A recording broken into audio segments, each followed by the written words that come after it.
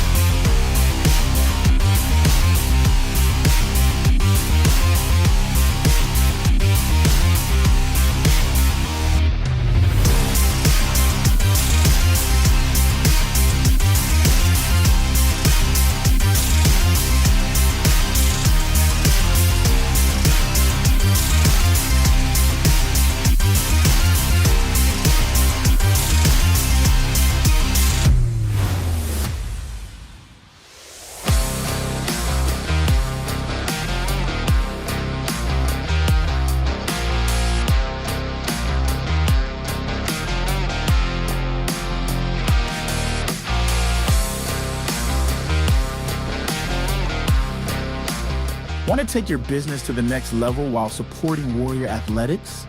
Become a proud sponsor of CHCA Athletics today. To learn more about sponsorship opportunities, reach out to our athletic director, Adam Thomas, or Katie West. Don't miss your chance to be part of the action, support our athletes, and promote your brand. Contact us today.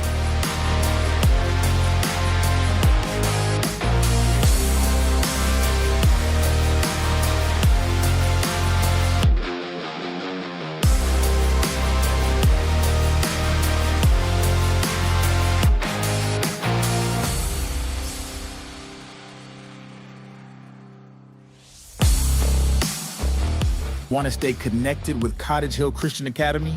Follow us on Facebook, Instagram, and X. Get the latest updates, news, and highlights from our school community right at your fingertips.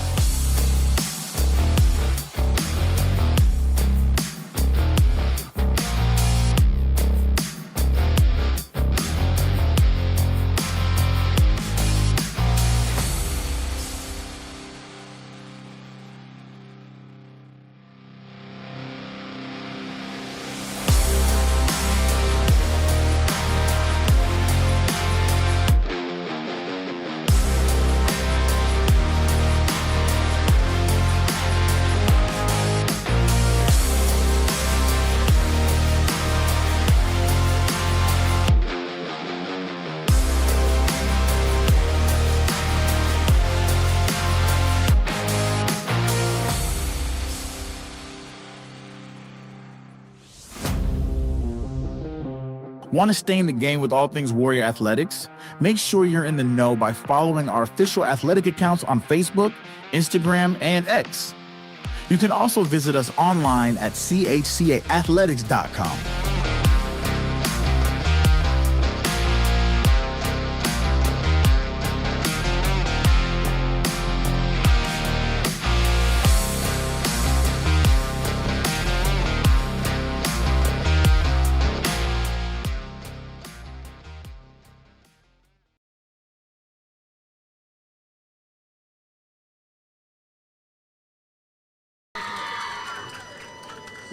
Well, good evening, ladies and gentlemen, and welcome to the Warrior Way Sports Network, your home for CHCA away Friday night high school football games. We're live here from Chatham, Alabama, home of the Washington County High School Bulldogs, and are set to take place between the Bulldogs and your visiting and our very own Cottage Hill Christian Academy Warriors in what promises to be an exciting matchup as we kick off the 2025 season. I'm Chris Brazil, joined by our communications director and the mastermind behind all things, Miss Katie West on the board. And she's always behind the scenes, but this is not possible without her. We're grateful for that. And our color commentator, my partner in crime this evening and throughout the season, and also the voice of the Warriors on home football games at Charles V. Laying Stadium, Mr. Chad Anderson. And it's great to be with you all for this 2025 kickoff. Absolutely. Chris, as always, man, it's great to be with you. It's great to kick off a new season. A lot of excitement around our team this year that we're going to talk about throughout this broadcast. Some key players, some strategy that we're going to go through. Lights are on. We're in Chatham, Alabama. Where else would you rather be? Telling you what, Friday night lights. Both teams come in with a lot on the line. Start of the season opener and want to get off to a great start. Spring and summer practices and the workouts, the fall camps, the weight room, etc., all culminating to this Friday night in August. Chad, what you think about all that? Yeah, it has been. It's been a long, hot summer for these players. You know that they're ready to play. You know that they're ready to spot the ball, as they say, and get this season started. We are going to highlight some Division I prospects that we have on our team. Talk about those guys and the work that they've put in to get to this point in their career. Pretty awesome. Yeah, we're looking at the clock now. 27 minutes to kick off. We got a lot of information to share with you before that time. Just want to make sure we're working out all the kinks and hoping that you are listening live to us. The Washington County dance team is performing at the 50-yard line. The Washington County blow-up football helmet and tunnel is ready for those guys to run out of. We was able to go down on the field a little bit earlier prior to us coming up here in the booth. It's a little soggy field, a little high grass. They got some rain up here in Chatham, just like we did down in Mobile this afternoon. So it's going to be an interesting game. But what we'd like to do is give you a little bit of outlook on the season. Earlier this morning, I was able to catch up with Coach Jones, senior Georgia commit Shadarius Tootle, as well as senior University of South Alabama commit Caleb Metzner, to share a few things with us. So at this time, we're going to turn it over and let you hear that pre-recorded interview from earlier this morning, and we'll follow back up with you. All right, we're here with seniors Shadarius Tootle and Caleb Metzner, as well as Coach Carvel Jones, who's entering his third season. First, Coach, tell me what your expectations are this year, now in your third season at the helm as the Warriors head coach. Expectations for this year is we're bringing back a lot of experience, so I expect the kids to understand the standard and go out there tonight and for 4 quarters and play full speed and execute. Sounds good. You got 2 good seniors right here, both commits already. Caleb Metzner to South. So Caleb, what's your goal for this season, and especially tonight getting off on the right foot? My goal for this season is to lead the team in receiving yards and sacks and rushing yards like I did last year. And for tonight is just to win the game, go 1-0. Sounds good. And then, of course, this man doesn't need any introduction. Shadarius Tootle, same thing here. Already committed to Georgia. Got the team on your shoulders this year. What's your goals this year, Shadarius? My goal this year is to lead the team in the defense in the best way possible, to go out all 4 quarters and play physical. I know in the first game of the year you always talk about conditioning, especially you guys get snaps on both sides of the football. So just real quick, tell me what you guys have done in preparation to be able to play, I don't know, maybe 100 snaps a game. So Shadarius, I'll start with you first. I've been training all summer, but Coach Jones has been putting us in extra running after practice, all the players to play both ways.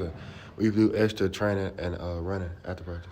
Same thing, Caleb. You said you led the team in receiving the sacks last year and all that. What have you done to prepare yourself to be able to play 100 snaps a game? Well, I've been only drinking water, going healthy, been eating right, and like I said, like Shadarius said, Coach Jones has the Avengers at the end of practice where we do extra running. I like that. All right, well, Coach Jones, tell us this: how many guys are you gonna that could we see on a Friday night go both ways, and talk a little bit about your returning starters, both on offense and defense. We'll have around 7 guys go both ways. And this summer, from last year, we took the top guys as far as their snaps. And after every practice, no matter if we condition or not, we nicknamed the Avengers, and they got extra running in so that we won't be put in a predicament to where our guys are not to be able to play hard for 4 quarters. So just as far as tonight, the goal is to go 1-0, and the preparation is started last year after week 10. So I'm excited to see tonight what we're able to put on that field, and just see these guys do what they do best. I love that, the Avengers. You know, of course, playing 3A football, we want to get our best guys on the field and certain down and distances and so forth.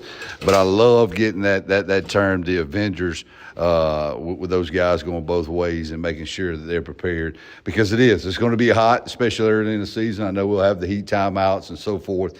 But, just got to prepare yourself and do what you need to do to go out there and be successful. But once again, guys, can't thank you enough. Last question before we go. Like I said before, you guys are both committed. Caleb, you to South Alabama, and then, of course, Darius to Georgia. Tell us what that process has been like in a nutshell, trying to make that decision, and glad that you maybe are committed before the season starts. All right, so it's been a quiet nutshell because back in when I did the junior day, Coach Applewhite told me that he'll have to see me at the camp and then see where it goes from there. And I went to the camp and they offered me. I think it was pretty awesome. So, yeah. Yeah, and I was telling you what was pretty interesting right after you went to camp and they made you an offer. I ran into Coach Trey Williams, who got a pretty decent relationship with, and he was talking very highly of you. So glad to see you. Going to stick around and be at home in Mobile for definitely the years to come. And Shadarius, it's been a whirlwind for you. You've been all across the continental United States, man, all the Power 4 schools, and then, of course, was early a commit to Auburn, and then most recently flipped after your official visits. So just tell us a little bit about that. Yes, sir. I believe it's just a blessing, being able to get recruited from a young age and just going through this process, just believing in God, and just built a relationship with both staffs at Auburn and Georgia. I just felt like Georgia was the best place for me. Absolutely. And going back to Shadarius, 8th grade, right? First offer in 8th grade, and that offer was was that Vandy? Yes, sir. Vandy, awesome, man. Well, good luck to you guys. We're excited for the season and getting off on the right foot and avenging that game last year on opening night. So feel good about it. How about you guys? You guys feel good about it? Yes, sir. For us. All right. Any closing remarks, Coach Jones? Go Warriors. Amen. Amen. Good luck to you guys. Yes, sir. 21 minutes to go before kickoff here in Chatham, Alabama. That was recorded earlier this morning on the church campus. I thought it was awesome to hear and see our guys come out on the church campus and just orchestrate that car line this morning for our church campus students. Dancing is still going on here Pregame in Washington County. We're up here on I guess the southern side of the press box here. We can see traffic coming in, just piling in here. It's going to be a great opening night as we overlook the baseball field and the practice football field, but just tons of cheer performances prior to that of the game. So a lot of festive activities going on here at Chatham. But just there, Chad, tell me a little bit about what you thought about the interview. We had that opportunity to meet with them this morning. What you think about those guys and how they spoke about College Hill football this year? Yeah, absolutely. So obviously there's expectations this year. Last year's team was very young. You start out with starting a freshman quarterback. Shamar played excellent last year. But when you talk about going into a sophomore season, the difference in the jump from going to be a freshman playing on varsity to a sophomore, I think the team expects to see a good jump out of him. I think that the goal is set to make the playoffs this year, and I think that this team can do it. We have a much more experienced offensive line. A lot of our skill players have a couple of years in this program and in this system under their belt, which is going to make them a lot more comfortable running their routes, running their plays, and so forth. But this team feels hungry. When you talk to the leaders, we were down on the field a little earlier and got to go into the locker room and talk to them for just a little bit, and you talk to the leaders, and they want to win, and they want to win now. And I think that they have the team to do it, and I think that you'll also see that older leadership step up.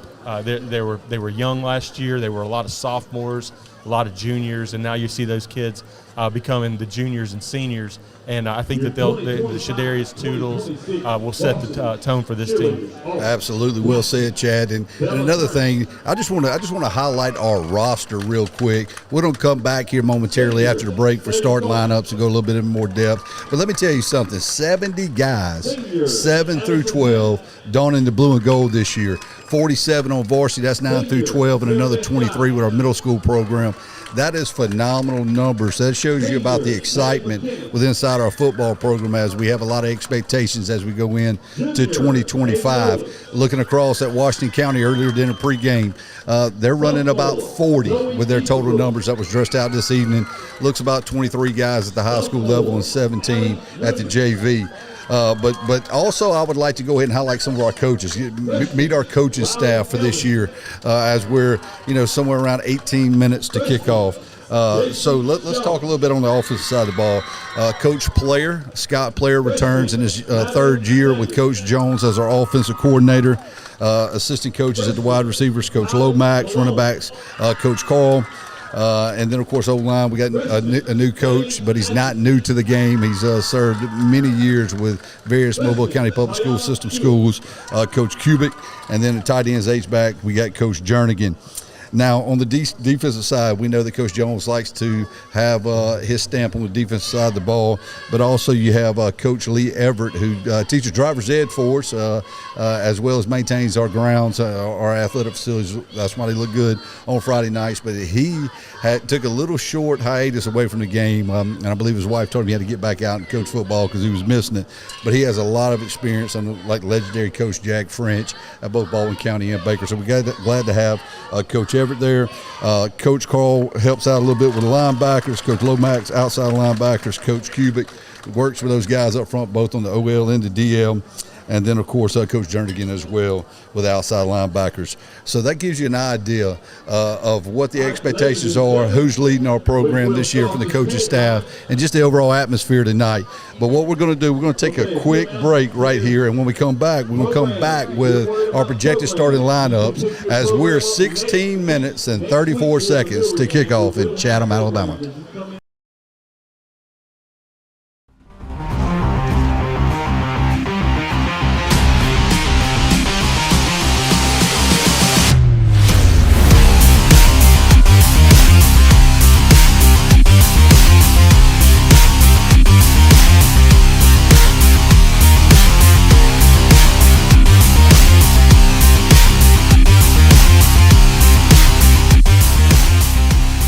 At Cottage Hill Christian Academy, we provide a Christ-centered education that prepares students for excellence as lifelong disciples. It is through the Cottage Hill tradition we cultivate authentic relationships and community. We prayerfully partner with families to develop tomorrow's servant leaders today. Find out more about the Warrior Way by visiting chcacademy.com.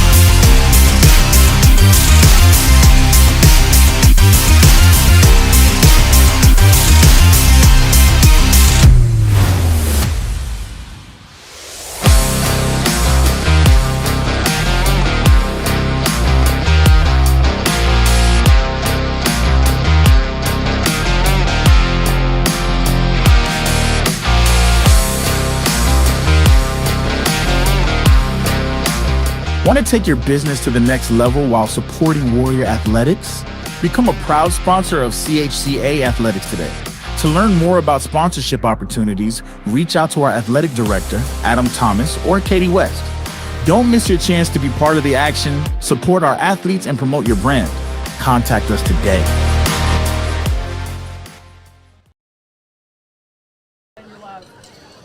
Welcome back to the Warrior Way Sports Network, and now let's look at the new look Warriors, literally in their new white road jerseys this evening as we're approaching 13 minutes to kick off. I guess to sum everything up there, Chad Anderson, inexperience has turned into experience. And this third-year head coach, Carvel Jones, with an overall record of 5-15, likes this team. Not only does he have 12 returning starters out of the 22 on both sides of the ball, our middle school football team last year, they ended the season on a high note. So high, they got a banner raised in our gym at the Rock there on the church campus for defeating Mobile Christian in the championship game. So I want to turn it over to you right now, Chad. Tell us a little about our projected offensive starters this evening. Yeah, absolutely. So if you have followed the Warriors for the last couple of years, specifically last year, you're going to recognize a lot of these names. Starting at left tackle, Alan Green, and at left guard is going to be Colt Walters. At center is going to be Lane Mayfield. At right guard, Brady Simmons. At right tackle, Chase Mose. And our wide receivers tonight going to be Trevor Thomas and Aaron Ward. Caleb Metzner and Shadarius Tootle in the backfield with Caden Wiggins at tight end. And then, of course, no stranger to our quarterback, will be starting for the second year, Shamar Tootle. Well, the keys to the offense is going to definitely start up front. If you ask any coach in America, they'll tell you it starts up front with all 5 linemen having 2 or more years of experience. The line is anchored down by juniors Chase Mose and Brody Simmons, along with sophomore A.J. Green. Up front, the Warriors are averaging just over 230 pounds, so we hope we can get that running game going tonight with those guys up front. Katachio Chad has never been short of skill players, and this year's no different. We talked a little bit about him earlier, but returning starting quarterback sophomore Shamar Tootle threw for over 1,600 yards, and he is a dual threat guy who can both run it and spin it, and he's got some guys in space he can get it to tonight this season. The group that offensive coordinator Scott Player loves, the guys on the perimeter. Let's talk about those guys out wide. South Alabama commit Caleb Metzner, 6'3", 230, who presents a lot of mismatches as he was the leading receiver and rusher in 24 for the Warriors. Also, there's junior Trevor Thomas, 6'2", 190. Younger brother of the twins, Trent Tyler Thomas, who I had the great opportunity to coach back in the day and who are playing on Saturdays for South Alabama, and son of our athletic director, Adam Thomas. He's going to make a name for himself at 25, making some big plays. He did that last week in the scrimmage, catching the first touchdown there. Then there's Travis Smith, who's coming back off injury a season ago, who's a baller, and just looking forward to seeing Travis out there in space making plays for us. Then we have freshman Aaron Ward, who led that middle school team last year, and actually as an 8th grader got a lot of reps on Friday nights for us towards the end of the season. And then Zacchaeus Thomas and Hayes Steele will also be rotating in there. So what I can tell you about those guys out wide, Chad, is there is some tremendous depth in this receiving core. But as we talked about the guys up front, we also got to be able to run the football when we need to. And, of course, we mentioned Georgia commit Shadarius Tootle, but we also have tonight number 0, senior Caden Wynn will be getting a lot of snaps. And then, of course, we will be able to also see James Davis there as well in the backfield. So I feel like we can see some guys with some opportunities tonight in the backfield to help Shadarius. But I know Shadarius in the backfield, and we can get him going on those short yardage plays. We can move those sticks and stay ahead of the football. But, Chad, what you think about this offense when we just talk about it, man? Yeah, and you and I got to spend time with Coach Player before the game started, and a couple of things that he said to me that stood out. You know, number one, and the biggest one, they trust Shamar Tootle. They absolutely trust him. They trust him to run. They trust him to throw the ball. They trust him to make decisions. This is not his freshman year anymore, and Coach Player was really clear on allowing Shamar to really manage the game a little bit more this year. He's got weapons outside. You know, the passing game for Cottage Hill generally is going to be more of a quick get the ball out of his hands, out to his playmakers, let them run in space, let them make plays, hopefully get them one-on-one. These guys can do it. We have 5 or 6 guys that can go out there and absolutely make these plays. So the game plan tonight, obviously number 1 will be to establish the line of scrimmage, run the football. But the other one will be quick, get the ball out of his hands, let these receivers make plays. 19.1 points per game last year, looking to increase that dramatically and greatly this year. Now on the flip side, let's quickly talk about the starters on defense. So, Chad, can you tell us our starting lineup or projected starters on defense this evening under Coach Jones? So at defensive end, it's going to be Caden Wiggins. Our other defensive end is Caleb Metzner, obviously an Avenger. A.J. Green and Josh McCants will anchor the center of the defensive line. Our linebackers tonight are going to be Connor Lesueur, Cohen Perea, and Shadarius Tootle. Again, 3 players returning from last year's team. And then in the secondary, you got Nathan Sims and Jaden Davis locking up those corner spots with Zycaz Thomas getting into that strong safety role. Absolutely, and that's our projected starting lineup for the defense. The defensive unit definitely improved by the end of last season and should be even better this year with 8 returning starters. It starts with the Georgia commit. We say his name a lot, Shadarius Tootle in the middle, 4-star linebacker who's the leader of this D, but Shadarius has some guys around him on that D that can absolutely go and play as well. That begins with the front 4. Let's talk about senior Caden Wiggins, who is a gamer. He's starting to garner some looks, and of course has the potential of playing on Saturdays next year. Wiggins is in his 4th year, playing hard on Friday nights, and what's impressive about him, if you see him, he has increased in size at over 225 pounds and still can move. So we're looking forward to seeing Caden perform this evening with that athleticism and that front 4. Also, you have Metzner, had 10 sacks last year, South Alabama commit, and sophomore A.J. Green coming in at 240 pounds, trying to keep the opponents and that offensive line from getting to that linebacker core so they can go and play. Talking about the linebacker core, to go along with Shadarius, they're long and rangy, man.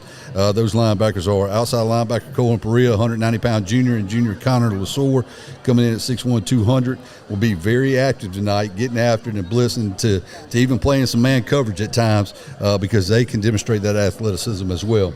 Now on the back end, the secondary returns 6'3" junior Nathan Sims and sophomore Zycaz Thomas. Nate and Gaz both causes mismatches playing man-to-man, will give some receivers some fits and are asked a lot by Coach Jones in this defense.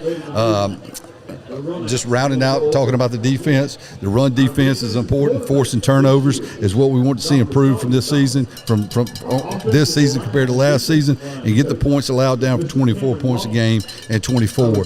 Man, what an atmosphere there, Chad. 6:30 to go on the clock before kickoff. Washington County's got a spirit line that is already stretching out to the 30. They're on the 30-yard line. We see our cheerleaders as well getting ready to form that spirit line so the guys can run through the banners.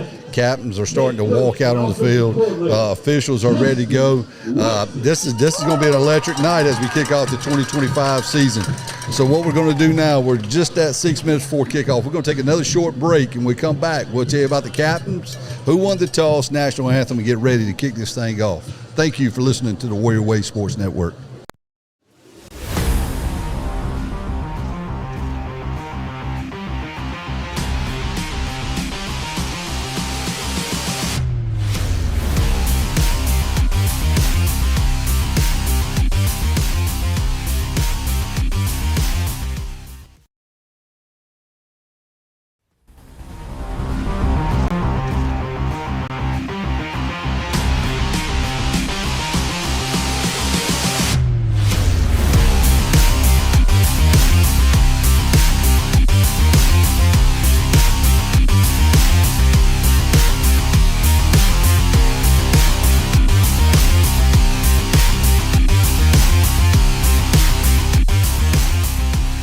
At Cottage Hill Christian Academy, we provide a Christ-centered education that prepares students for excellence as lifelong disciples. It is through the Cottage Hill tradition we cultivate authentic relationships and community. We prayerfully partner with families to develop tomorrow's servant leaders today. Find out more about the Warrior Way by visiting chcacademy.com.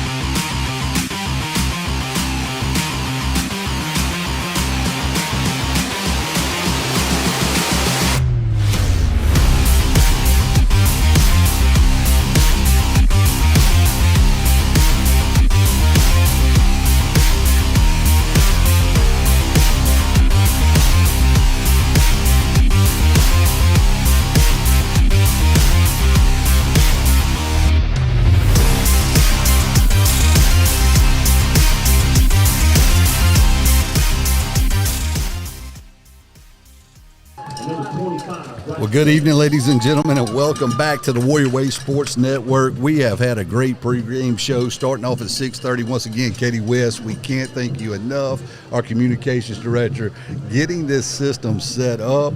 I also want to give a shout out to American Way Solutions for, I don't know what this is called. What's it called, Katie? Hotspot. A hotspot that we're able to broadcast live from you on this live stream to ease that. So right now the captains are on the field. We're going to try to paint the picture for you. Washington County is in their maroon on maroon with the gold numbers.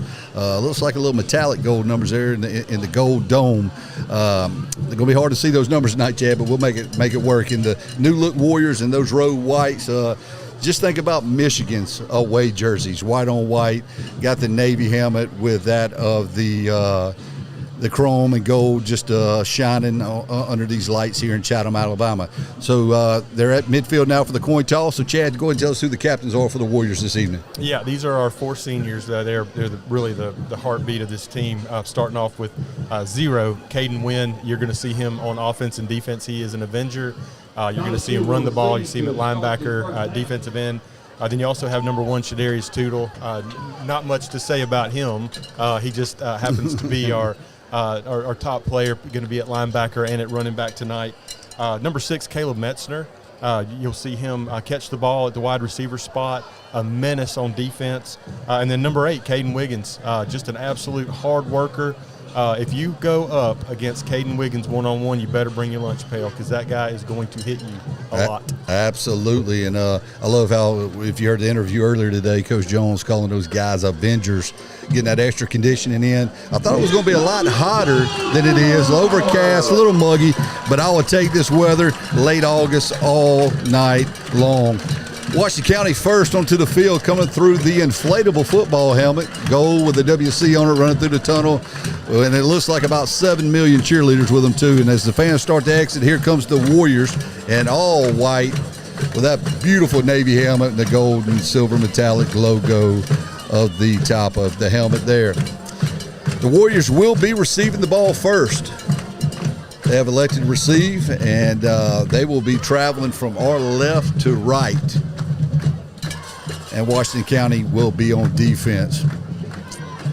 So we are just under, or right at 1 minute to go for kickoff. We're going to bring you the national anthem live as well, okay? So when that happens, we'll pause for that so you'll be able to hear the national anthem here in Chatham, Alabama on this Friday night. We're kind of cramped up here, but we'll take this. We're undercover and looking forward to it. So inside 1 minute, we're going to turn it over to their public address announcer as we get ready to kick off the 2025 season. With the prayer by Deacon Phil Brown and the national anthem presented by the Washington County Marching Band. Let us pray. Father, first and foremost, we want to thank you, Lord, that one day you chose to die for us on the cross, Lord, that we may have the opportunity to be saved and spend eternity with you one day, Lord. We ask you now to be with the fans and spectators tonight, Lord, that everything we say and do will bring honor and glory to your name, sir. Father, be with the band, dancers, and cheerleaders, Lord. Let them have a great night, Lord. And we ask you, Lord, to walk hand in hand with these football players on the field tonight, Lord. Keep them all safe, Lord.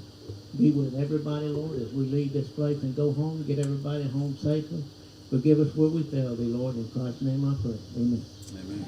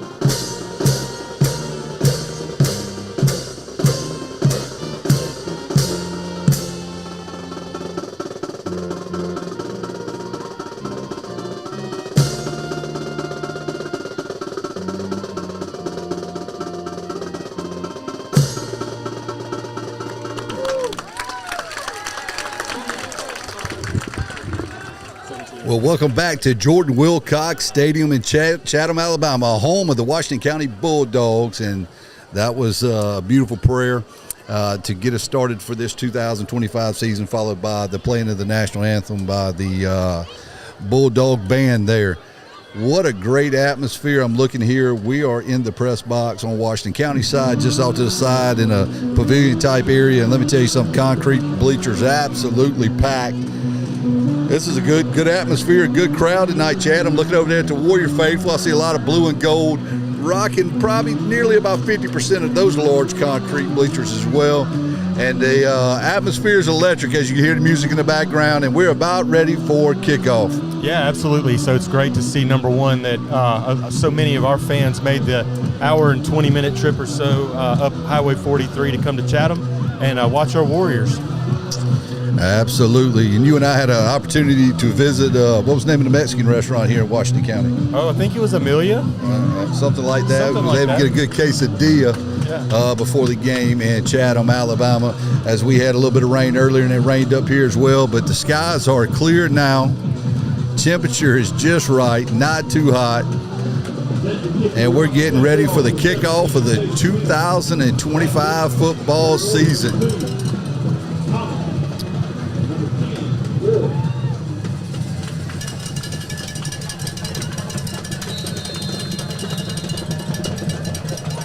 And here we go.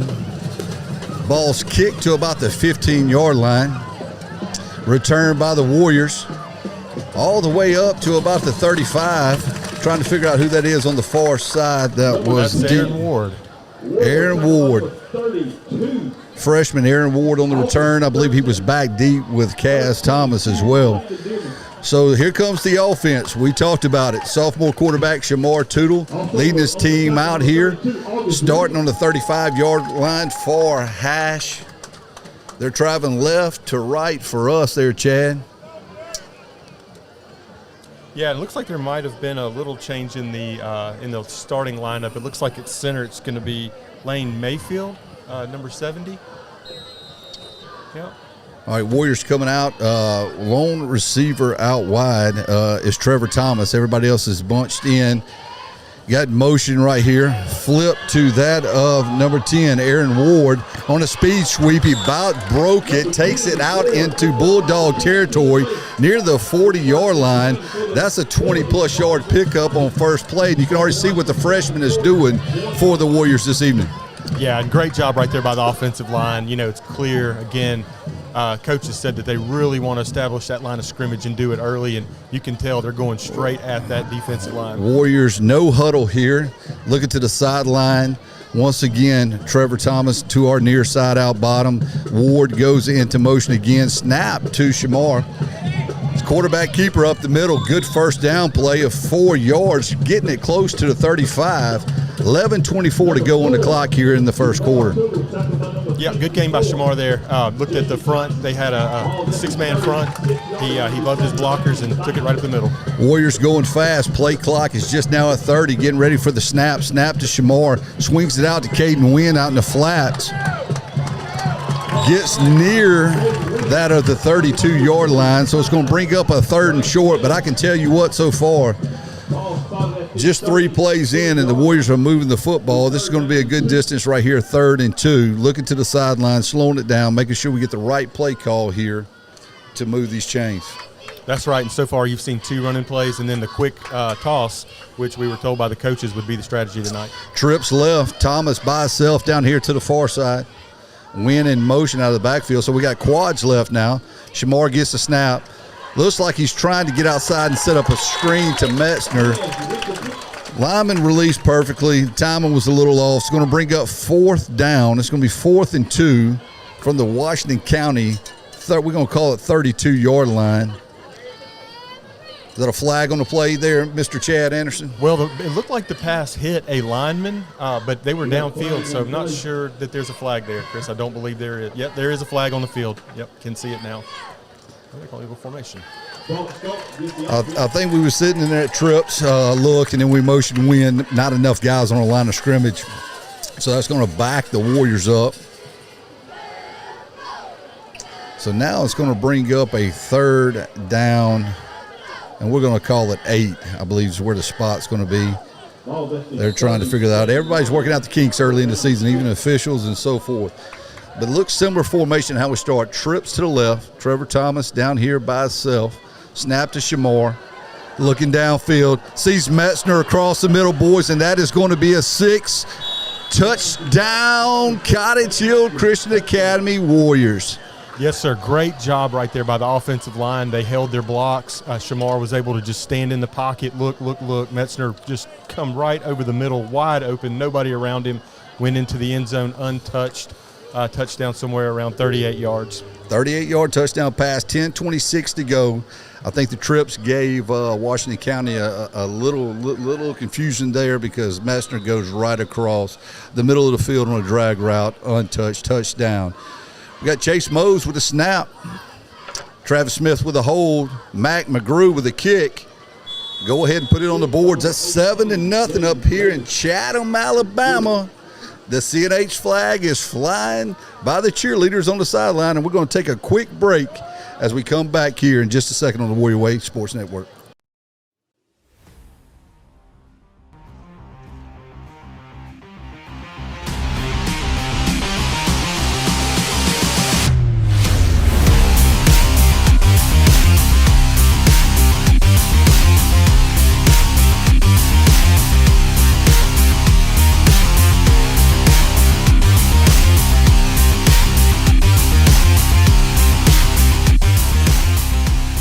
At Cottage Hill Christian Academy, we provide a Christ-centered education that prepares students for excellence as lifelong disciples.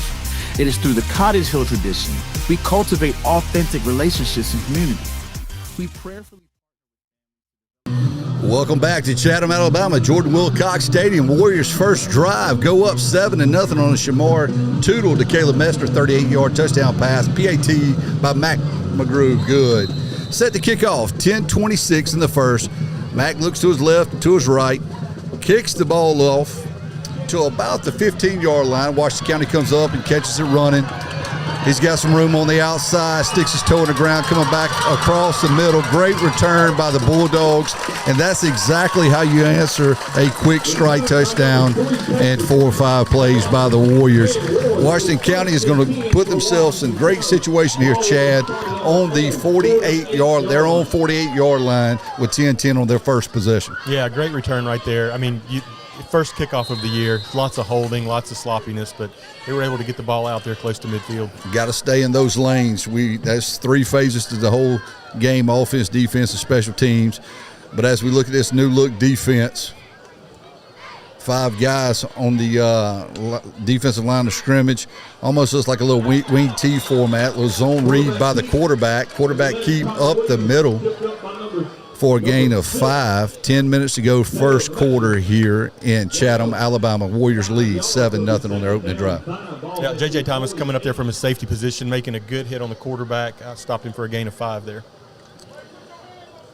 So Washington County comes to the line, left hash, Cottage Hill 48-yard line, trips right, one receiver to your left, quarterback in the gun with a back.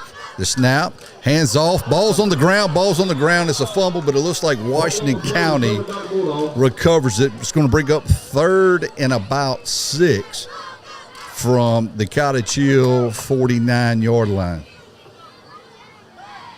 Yeah, Washington County very fortunate to jump on that ball right there.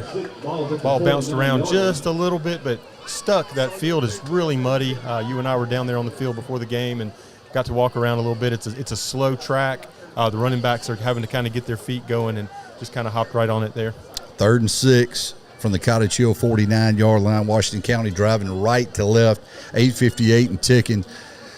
Got 2 receivers to the right, wing back to the right, back to the right of the quarterback. Snap, left-hander throws a fade ball down the near sideline. It's good pass, good coverage there by number 11, Nathan Sims, the 6-footer there. Great one-on-one man coverage on the fade ball. This is going to bring up 4th down for Washington County. We're going to see what they're going to do here. Looks like the coach ran out, talked to the quarterback because they are on the near sideline here. And they're in plus territory. 8:44 to go, still first quarter. First drive for Washington County. Two receivers to the top there and one wing. Running back to the left of the quarterback. Quarterback's trying to draw the Warriors off sides but does not jump. Coach is signaling in the new play. 10 on the play clock. Inverting the wing out to the slot. Now we got a 2x2 traditional ace formation. Quarterback snap. They're actually going to run a play on fourth down, and he is going nowhere, folks. Actually loses yardage. Turnover on downs. Big play for the Cottage Hill Christian Academy defense. And, Chad, let me tell you something. This is how you absolutely draw it up on the road, score within 4 plays, get a turnover on force of 4 and out there, and turn it over. And now we're getting ready for the Warriors offense to come out for their second drive. Absolutely great job there on fourth down. You got A.J. Green. You got Josh McCants collapsing down on the quarterback. Of course, number 6 is standing right there. I'll be calling his name all night long. So the Warriors come out and little trips look, bunch to the left. Caden Wynn in the backfield. Looks like a direct quarterback run, quarterback sweep. Shamar is out on the outside. Man, it looks like a gain of 12. This looks good. This looks good for the Warriors. It's going to bring up another first down, and we're going to move those sticks. We're inside 8 minutes here at Chatham. Warriors up 7-0, man, and you can't draw it up any better than this start right here. Yeah, they're really establishing the running game well. Of course, that's going to open up the pass game. And, you know, like the coaches said earlier, they are not scared to let Shamar spin that thing. Trips right. Looks like we have Ward inside in the slot, Travis Smith, as well as Trevor Thomas out wide. Snap to Shamar. He looks in the middle of the field to Travis Smith. What a completion. That's another 12-yard gain. Man, we are rolling on offense this evening in Chatham, Alabama, and there goes the sticks, and it looks like we want to continue to go fast, and I like it. Absolutely. And, you know, one thing that you notice really early, Shamar is seeing the whole field. Absolutely. You can tell that sophomore season he is coming into his own after throwing for 1,600 yards last year. Travis Smith goes off after the catch there. We've got 2 receivers out to the left, Metzner and Ward. Looks like Caden Wiggins at the wing there. Flips it out to Trevor Thomas on the hitch route. Another positive first down play for a good 4 to 5 yard completion. It's going to bring up second down. That's Trevor Thomas's first catch of the year. Yeah, coaches are doing a good job. They're using the perimeter. They're going to soften up that middle a little bit. You got to believe a run up the middle is coming at some point here in the next couple of plays. Let's see if we can see a little bit of depth right here. Chase Moses' helmet comes off, so he's going to have to go off for a play. And this brings in Tyler Cochran. This young man has a lot of experience up front as well. Once again, twins down to the right with Aaron Ward and Trevor Thomas. Hand off to Caden Wynn up the middle. Establish a run, running hard. That's a good 3-4 yard gain. So it's going to bring up third and short. Here comes Chase Mose back onto the field up front. And let's see what we're going to get right here from a formation on third down with 6:23 to go in the first quarter. Same personnel stays on the field. Trevor Thomas out wide. Metzner to our far left. Aaron Ward in the slot. Third down, we're going to throw the football one-on-one to Metzner. There comes the flag. I was wondering if it was coming. A little face guard in action, little contact right there. Ball was slightly underthrown, but, you know, that's one of those what I would call 50-50 balls, but a lot of times when you throw into Caleb Metzner, that's like 90-10. Well, and also that underthrown ball, you know, the receiver stops to try to catch it, and the DB's not looking back, runs right over the receiver. Now, it looks like number 1's coming out on the field. That is Shadarius Tootle. He's lining up in the backfield for the first time to get his first offensive snap this evening. And it was pass interference on Washington County. So it's going to be first and goal on the 6-yard line for the Warriors. 6:07 to go in the first quarter. Little bunch type formation. This be like a little heavy set or a little tank action. Receiver in motion, direct snap to Shadarius Tootle. Man, he's going to go in. There it is. There's the signal. Touchdown. Almost untouched. Finally, a guy got a hand on him right there on the goal line. But with 5:56 to go, what another impressive drive by the offense. Warriors are going to go up 13-0 on Shadarius Tootle. 5-yard rushing touchdown. And here we got Mac McGrew coming back out. Got Chase Mose, snapper, Travis Smith, the hole. Mac McGrew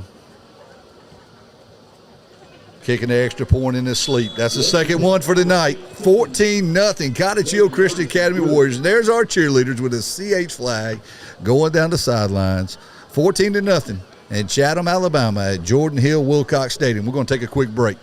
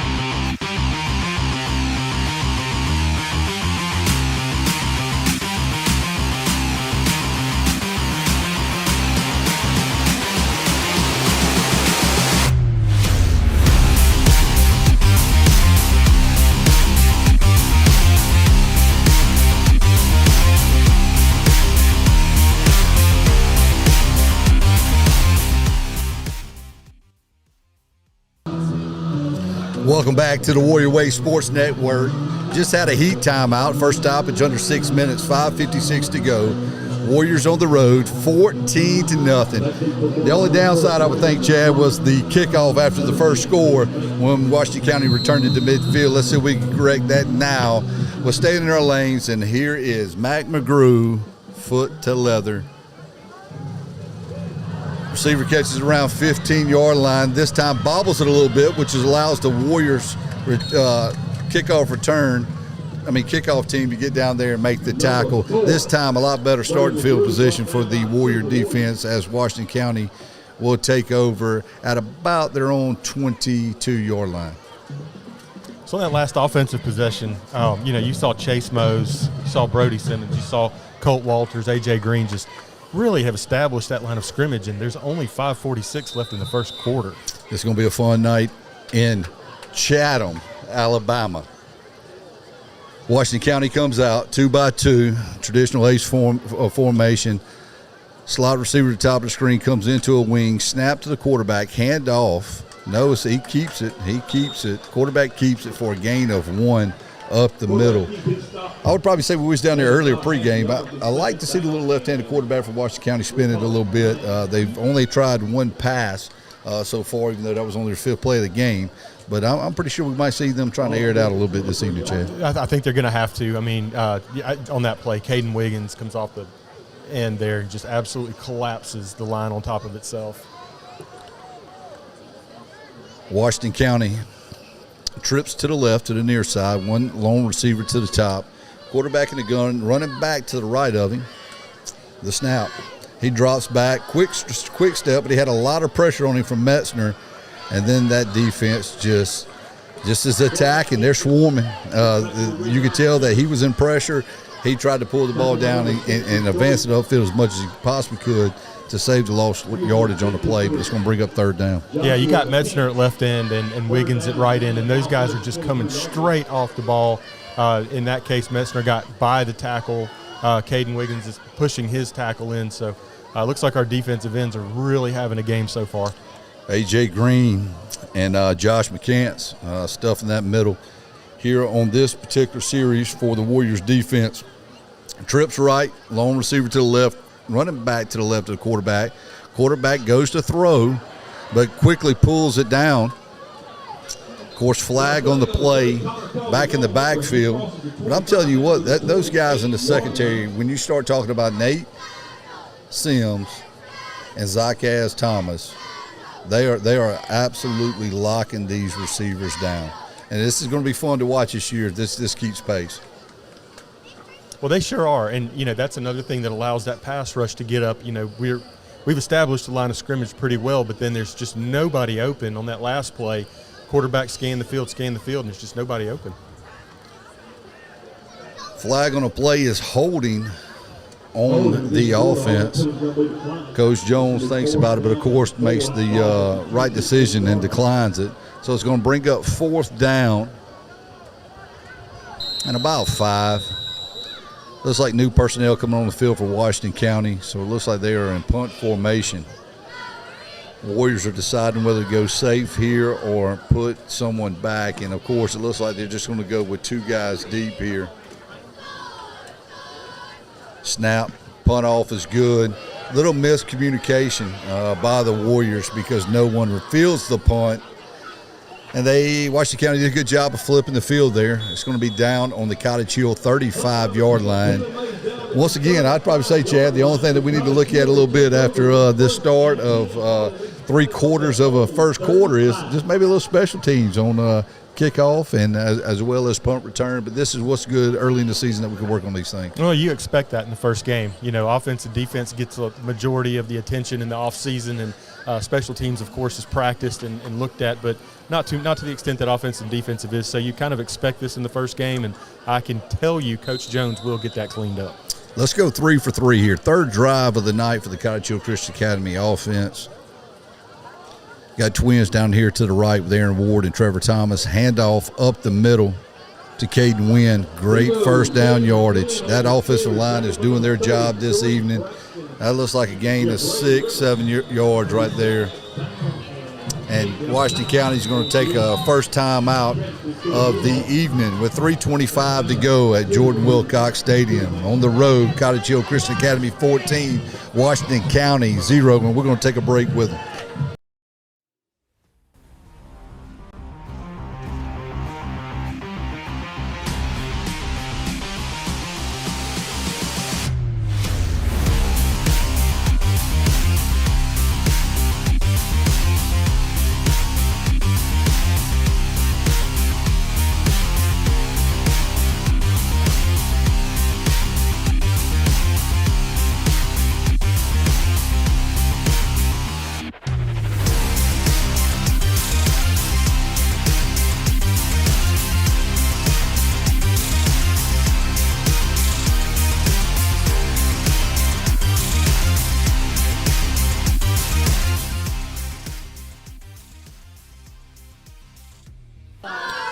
We're back here, 2nd down and short. Shamar Tootle hands off to Caden Wynn again. Big pickup, nearly 10 yards to midfield. Really can't say enough about this offensive line. I mean, I'm so impressed. All 5 of them just really firing off the ball, pushing that defensive line back. Warriors going fast. Twins down here at the bottom of the screen, Ward and Thomas. They hand it off again to Wynn. Up the middle. Washington County, a little bit better job there, holding it to about a 3-yard gain. Going to bring up 2nd down. Clock's ticking, 2:51 to go in the first. Well, if you think about it, we're in the first quarter, and now our offensive line is already starting to lean on them. Not sure how deep their defensive line goes, but they're already looking a little tired out there. Their nose tackle with his hands on his hips. Got a new back in the game there, J.J. Davis, wearing the number 3 jersey to the left of Shamar Tootle. He puts it in his gut and then pulls it on the read. Shamar with another big run, almost like we saw earlier, but he takes it a little bit further. Gain of about 18 or 20 there for the sophomore dual threat quarterback. Once again, that's coaches just trusting him to make a good decision. He stuck the ball in the belly of the running back and saw that left side wide open and took off for that green grass. Offensive coordinator Scott Player has got to be enjoying what he's seeing here. Trips to the right here. That's Thomas. That's Travis Smith in the slot. Aaron Ward on the inside. Bubble route to Aaron Ward. Great hands. Had to come back to the football. Good blocking downfield by Trevor Thomas. Ward coughs it up about the 16-yard line, but is quickly recovered. Looks like Travis Smith there in the Warriors. Another positive play I can't say enough about Aaron Ward. He's a freshman here, and he's making some big-time plays for the Warriors this evening. Yeah, and Chris, there's a flag on the field. The defense grabbed him by the back of the shoulder pads. You already know what that means. Horse collar. Horse collar, absolutely. Well, hey, so I'll take that back, Aaron Ward. You coughed it up because you got a horse collar, and I apologize for that. So we're going to tack some more yardage here on the end of this run, and it looks like we could be going 3 for 3 there, Chad. Absolutely. It's going to be 1st and 10, 1st and goal from the 10. Will be first down and goal, ball at the 9-yard line. Just inside the 10. We're going to call it 9 official. 1st and goal, 2 by 2. Shamar's looking at that same fade ball to Caleb Metzner, throws it up.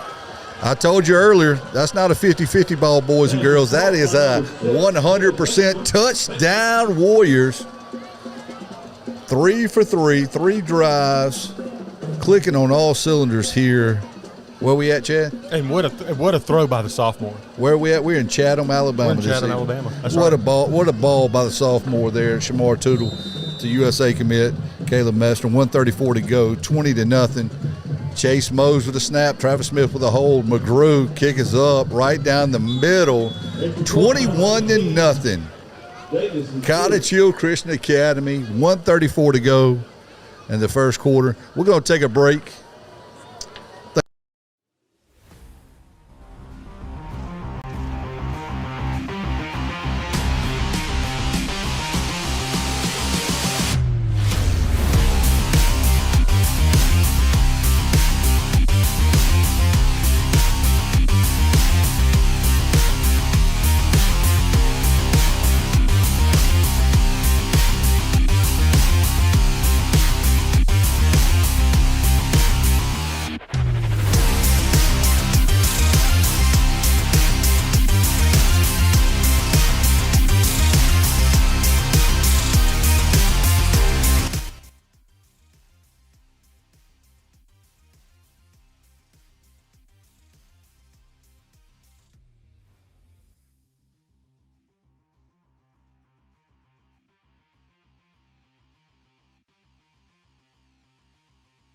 Davis just missed him.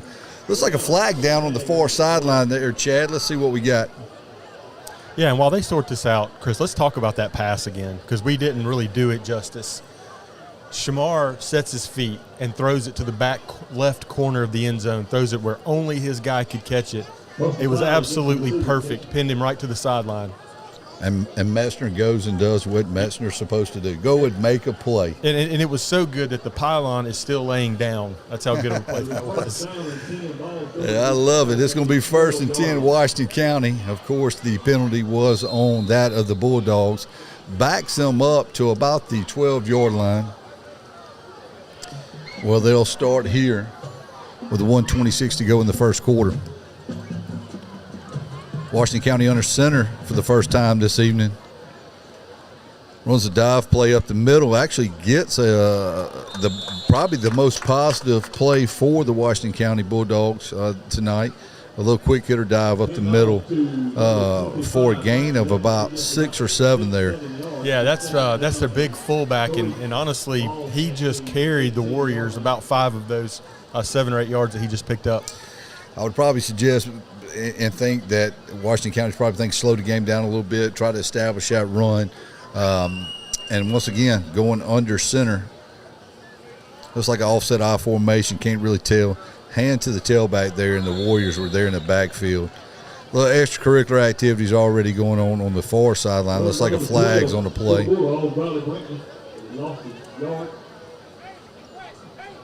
No flag, no flag. Official was just talking to the wide receiver and the DB there, having a little extracurricular activity. So it's going to bring up 3rd down. 3rd and looks like probably about a long 3, almost 4 yards. We have got to get a snap off before the game clock ends the first quarter there with 16 seconds on the game clock. Probably a differential of about 4 or 5 seconds there. Washington County actually burns a timeout. It was coming out with trips left, and play clock was going down. So we got 4 seconds remaining on the game clock. Chad, let's give us a little bit of update on some scores in the Mobile area. Some of our listeners might be interested in. Yeah, absolutely. Our guy Brad Newton sends our scores to us. We've got Saraland and Jackson, no score right now. Theodore and Baker tied at 7. McGill 14, Daphne 0. St. Paul's leads UMS 7-0. St. Luke's is up 16-0 on Christian Collegiate. MGM 7 and Pace 0. And then St. Michael's and Bayside knotted at 0. A lot of good games this opening night of the football season. But let me tell you, there's not a better game than right here at Washington County High School this evening in Chatham, Alabama, as the Warriors are up 21-0, 3 out of 3 on their opening drive. So on defense, it looks like the defense is just daring them to pass. We're going with 5 down linemen, all of our players within 10 yards of the line of scrimmage. Coach Jones loves to be a little bit exotic with his defense, especially with some athletes on the perimeter and lockdown corners here. Big third down play right here for Washington County. Trips left, running back to the left, one receiver to the far side. Looks like Washington County might have jumped there. It's going to be a false start.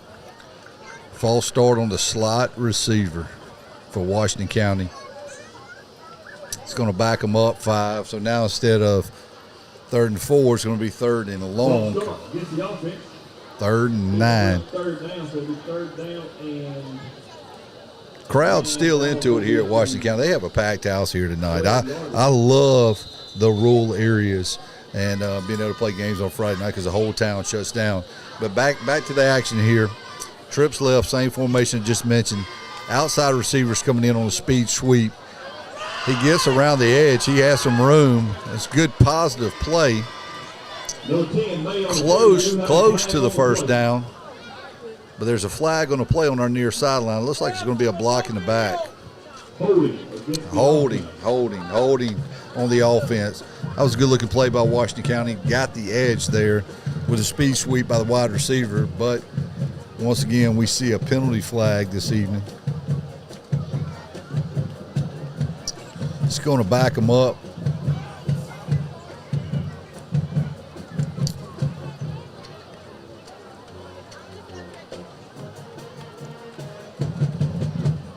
It's going to be 3rd and double stakes right here, 3rd and about 15.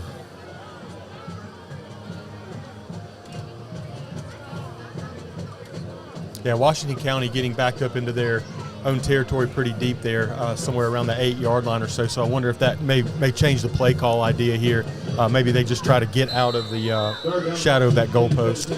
And the game clock's on 0, so this will be one untimed down right here as we end the first quarter. Last play, 3rd. They're going to say 16 from their own, it looks like about 8-yard line.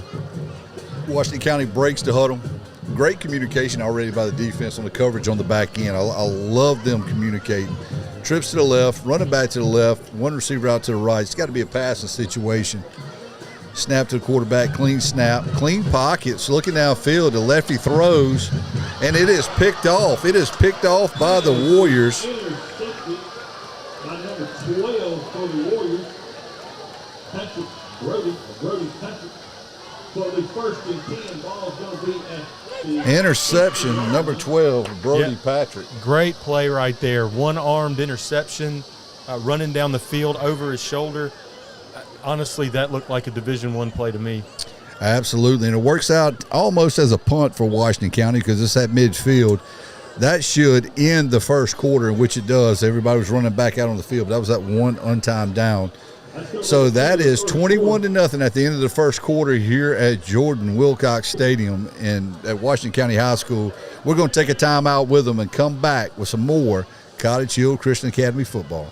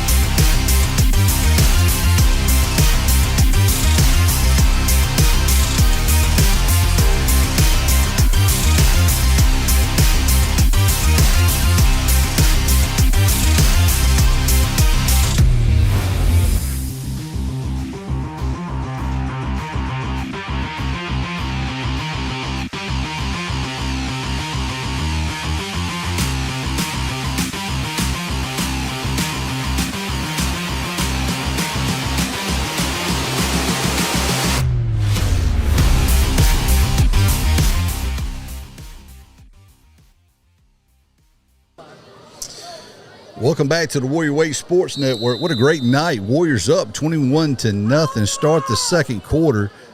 They will now be traveling from our right to left. Quick throw out wide to the far sideline, which is the Cottage Hill sideline. Incomplete pass out there to Trevor Thomas on the screen. Shamar, little quick hitter out there, faking the handoff. Just got to work on a little bit of a timing there, but he'll be all right. Now the officials are coming together, blowing the whistle. Let's see what's going on here as we have a stop. But I love the field here at Washington County, Chad. A beautiful bulldog, midfield, multicolor. And there's a logo, hashtag Sid Strong, that you're going to tell us about here at the next break. But back to action here, 2nd and 10, Twins to the right. Caden Wiggins at H-back. Looks like we might have a hold on the play. Shamar runs up the middle for about 8 or 9 yards, but I believe that's coming back. Let's wait to get the call here from the officials. It is. It's holding on the offense. So after 3 great drives, we have an incomplete pass, and then, of course, a hold in here that's going to put us behind the sticks. It'll still be second down. Still playing second down with 11:38 to go in the second quarter from Cottage Hill Christian Academy, traveling right to left on their own 40-yard line.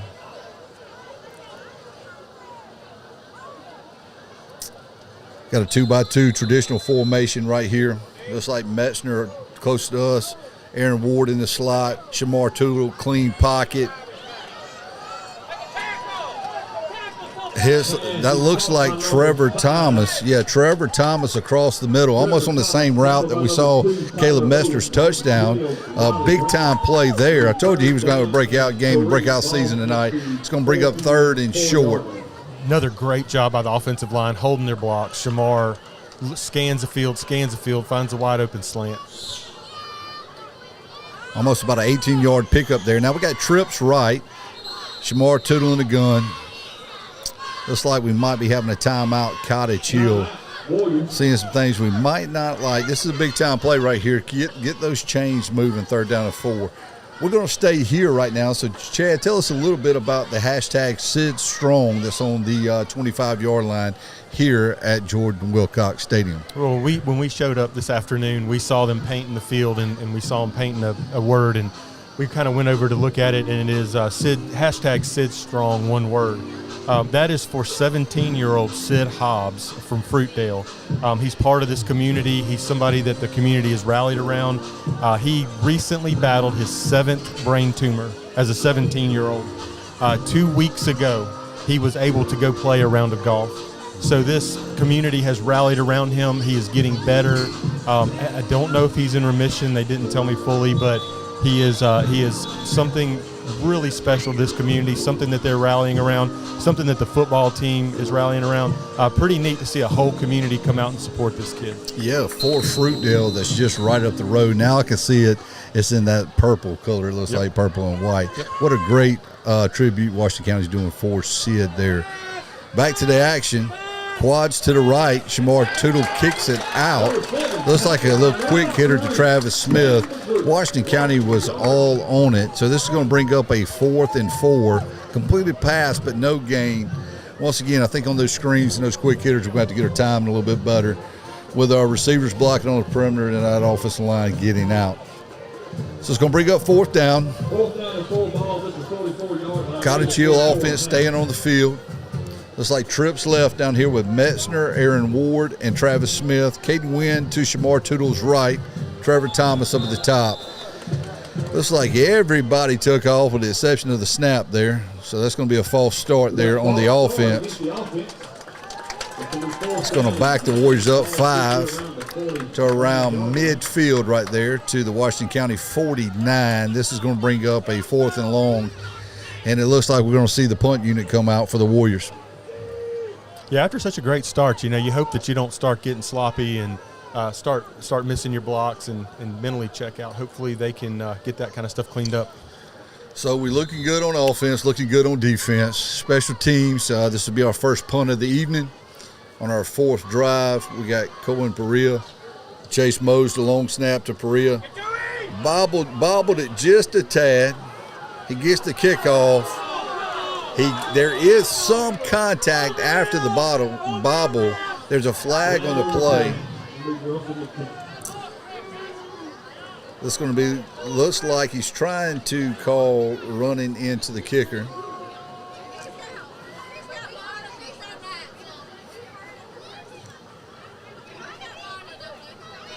The White Hats over there talking to Coach Jones. Let's keep Coach Jones in our prayers. Still battling that knee. He's on one crutch over there. He's progressing. I believe they untightened that knee brace a little bit. So I've been able to talk with him this week. He's getting a little bit better, and I know that he wants to be fully mobile on the sidelines. But we just need to make sure he takes care of himself, and ask him if he had a coach over there to protect him a little bit on the sidelines after that patella tendon.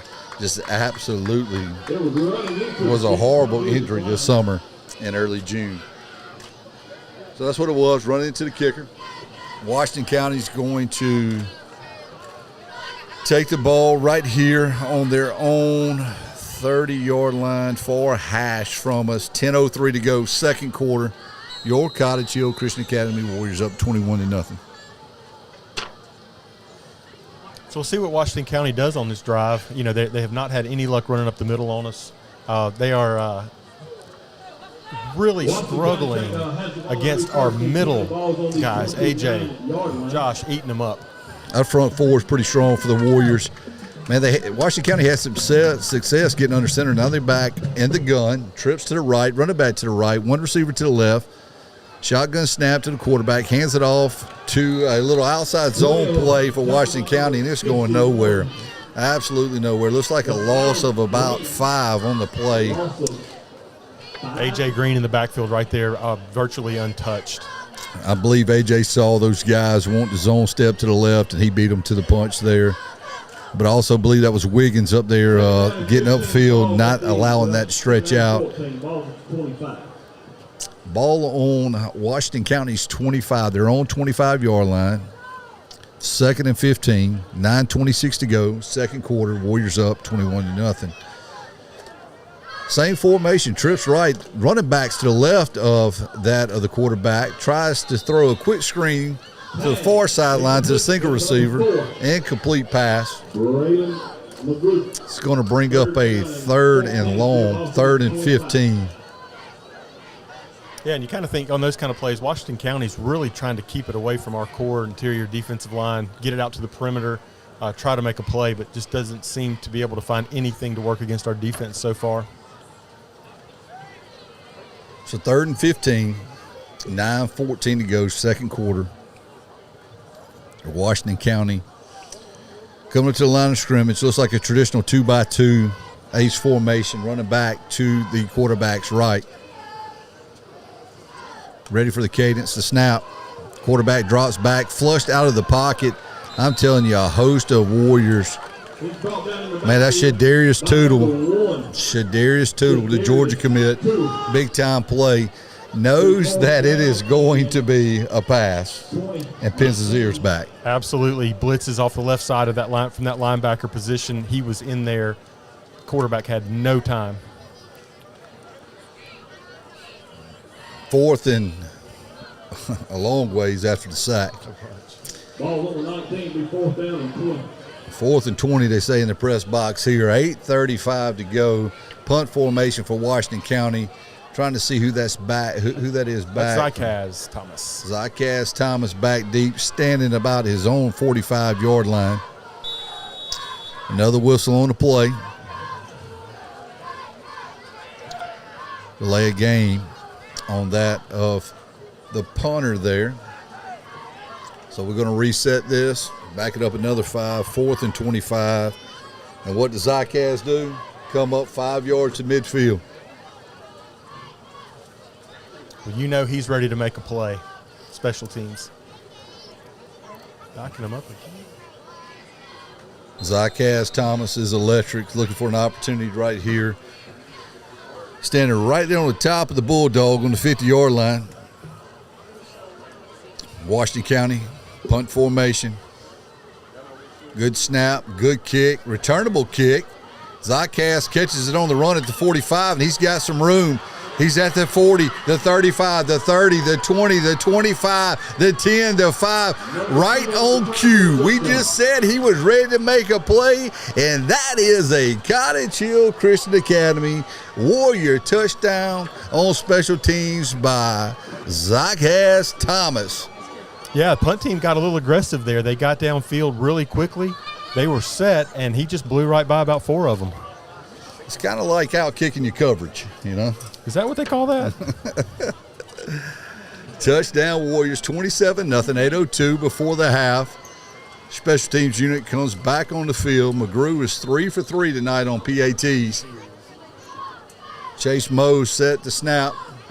Travis Smith with a hold. McGrew's kick, good. 4 for 4 on the night. That's 28-0. I love that blue Cottage Hill Christian Academy flag. Ran up and down the sidelines by the cheerleaders. And we're going to take a timeout right here. So, Katie, take us to a timeout.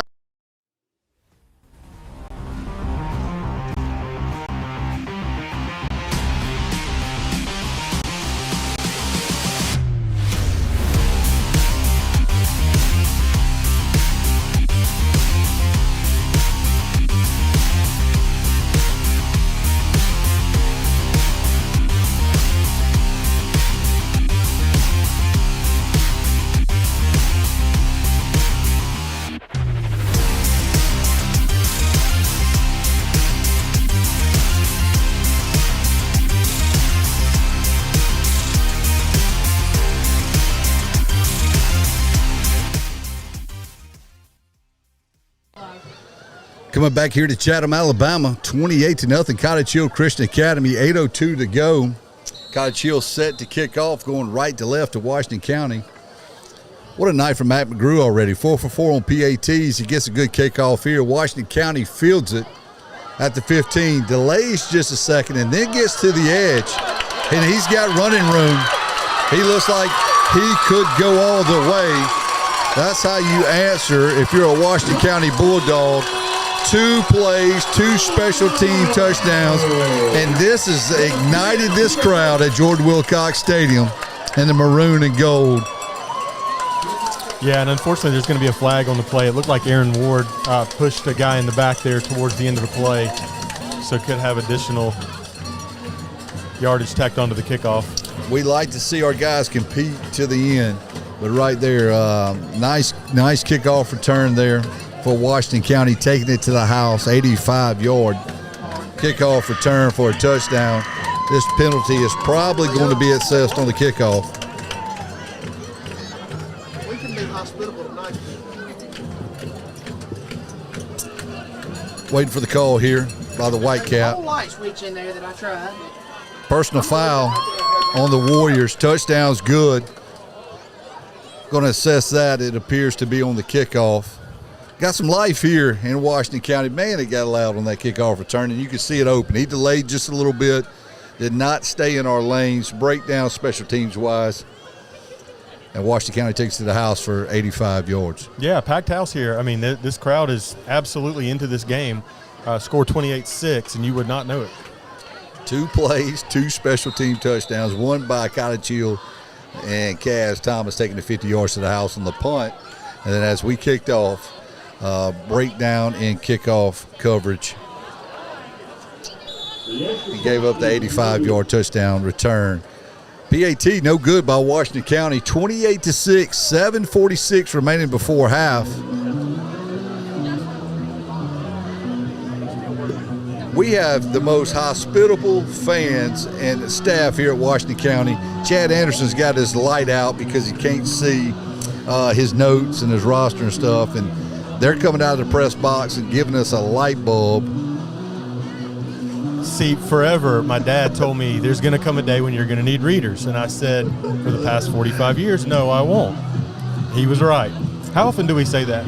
Our dad was right. Yeah, absolutely. We say it all the time. All the time. You're right, Dad. Well, I'm grateful for the press box crew here at Washington County putting the bulb in for us so Chad can see a little bit. So as we just talked about, that personal fouls is going to be assessed on the kickoff.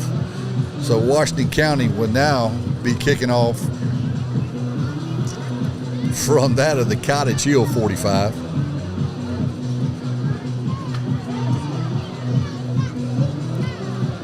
As you can see, the music's getting louder here at George Wilcox Stadium. Some life's into that of the Washington County Bulldogs.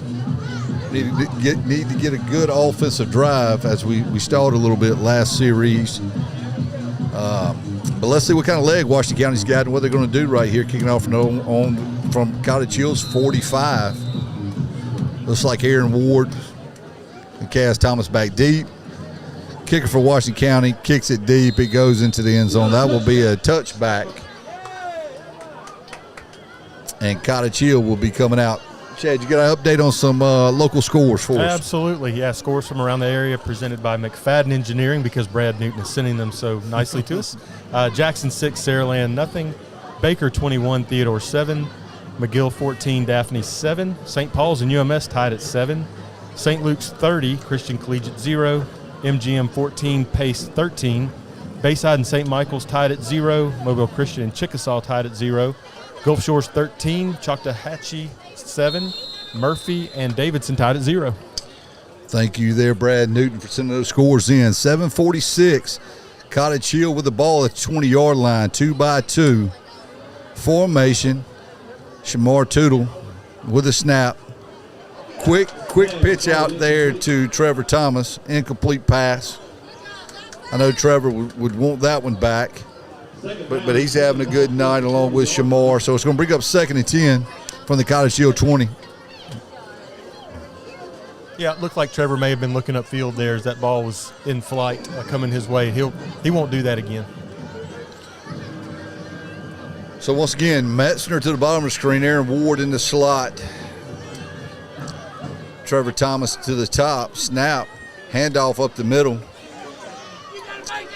I believe that is number 3, J.J. Bush.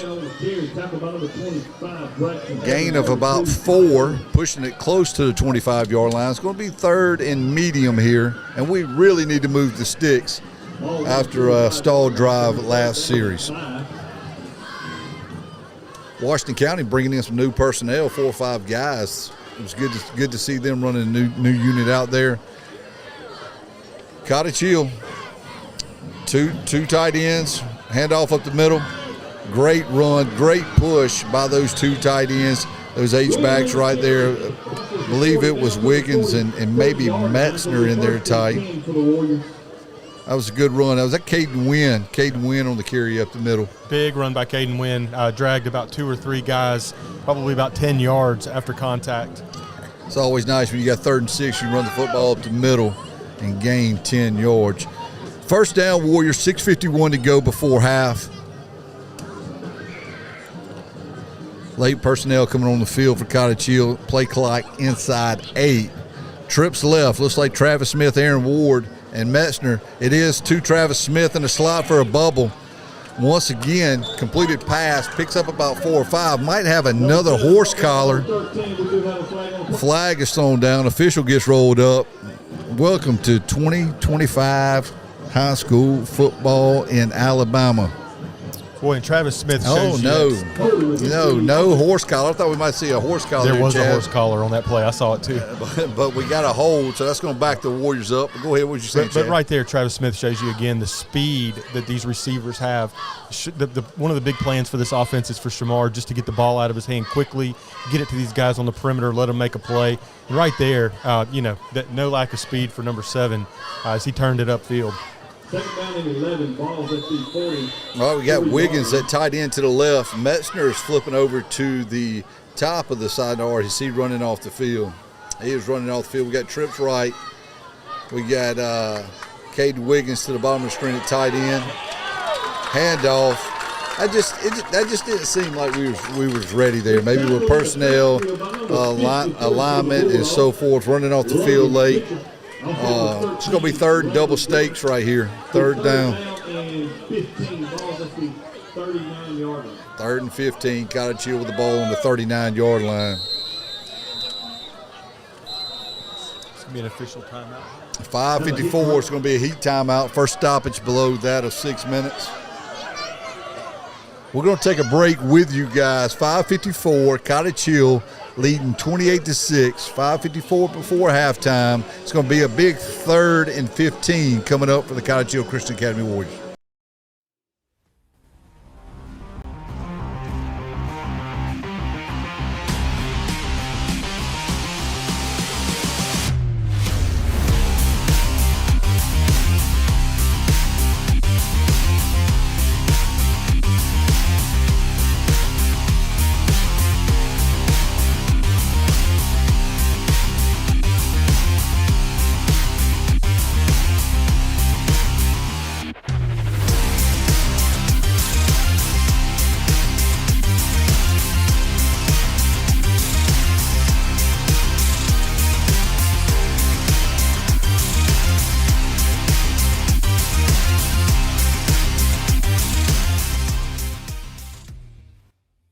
Back, 3rd down for the Warriors, 3rd and 15, 5:48 to go before halftime.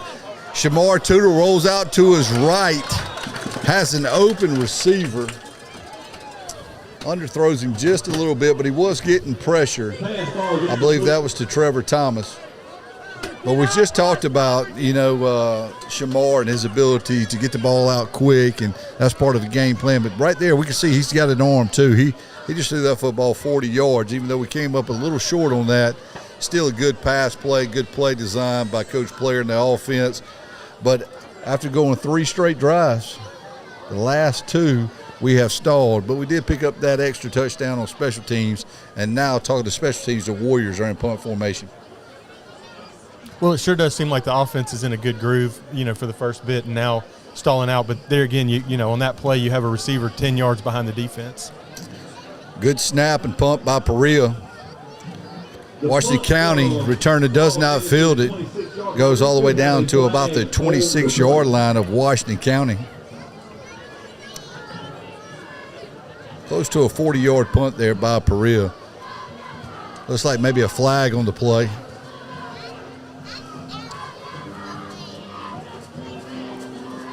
Officials getting together to sort this out here in Washington County. He gives the initial sign of hold, but then he stops. He's going back to the official to have another conversation.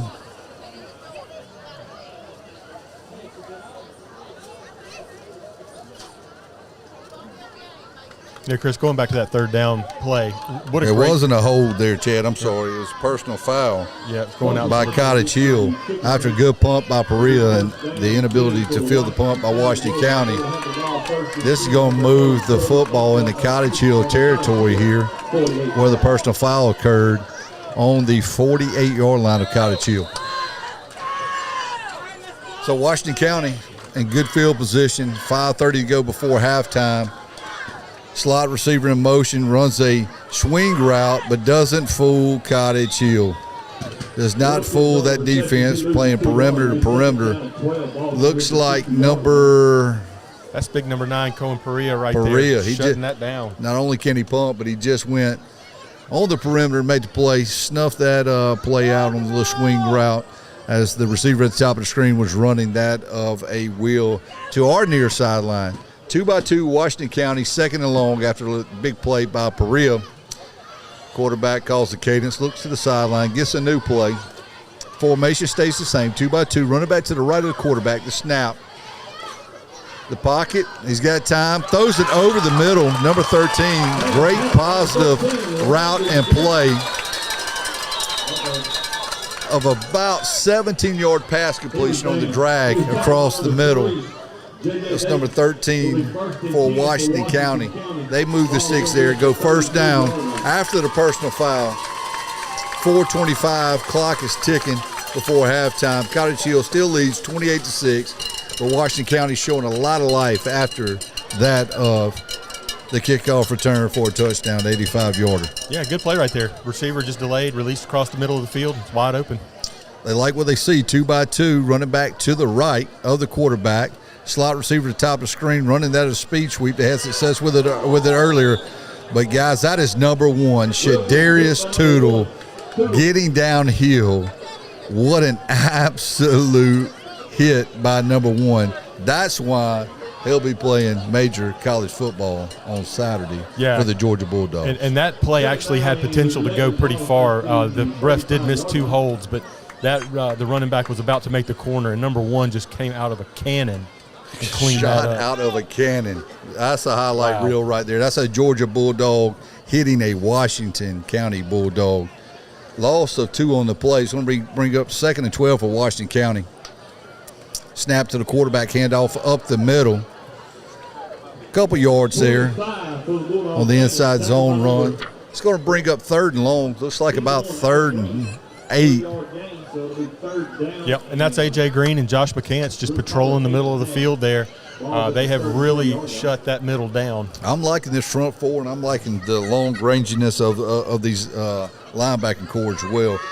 2-by-2, this just seems like the success that Washington County's had. Running back to the left of the quarterback.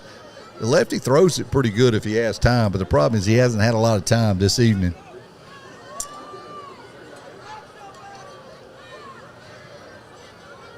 Motion by the slot, right to left. Snap by the quarterback. He's got a little bit of time. Sets up the screen outside. He gets it. No gain. Pass is complete, but no gain on the play. So it's going to bring up 4th down here for the Bulldogs. You know, you talk about the ranginess of our linebackers. That's number 9, Cohen Perea, out there, almost at the number in coverage, almost at that 3-0 white painted number covering that receiver. Washington County calls a timeout with 2:16 before half, brings up a big 4th down. I'm pretty sure that coach wants to talk about this one because, like I said, they have a little momentum going right here, and that's the Cottage Hill Christian Academy Warriors on the far sideline holding up Coach Jones trying to get a stop right here as we go into halftime.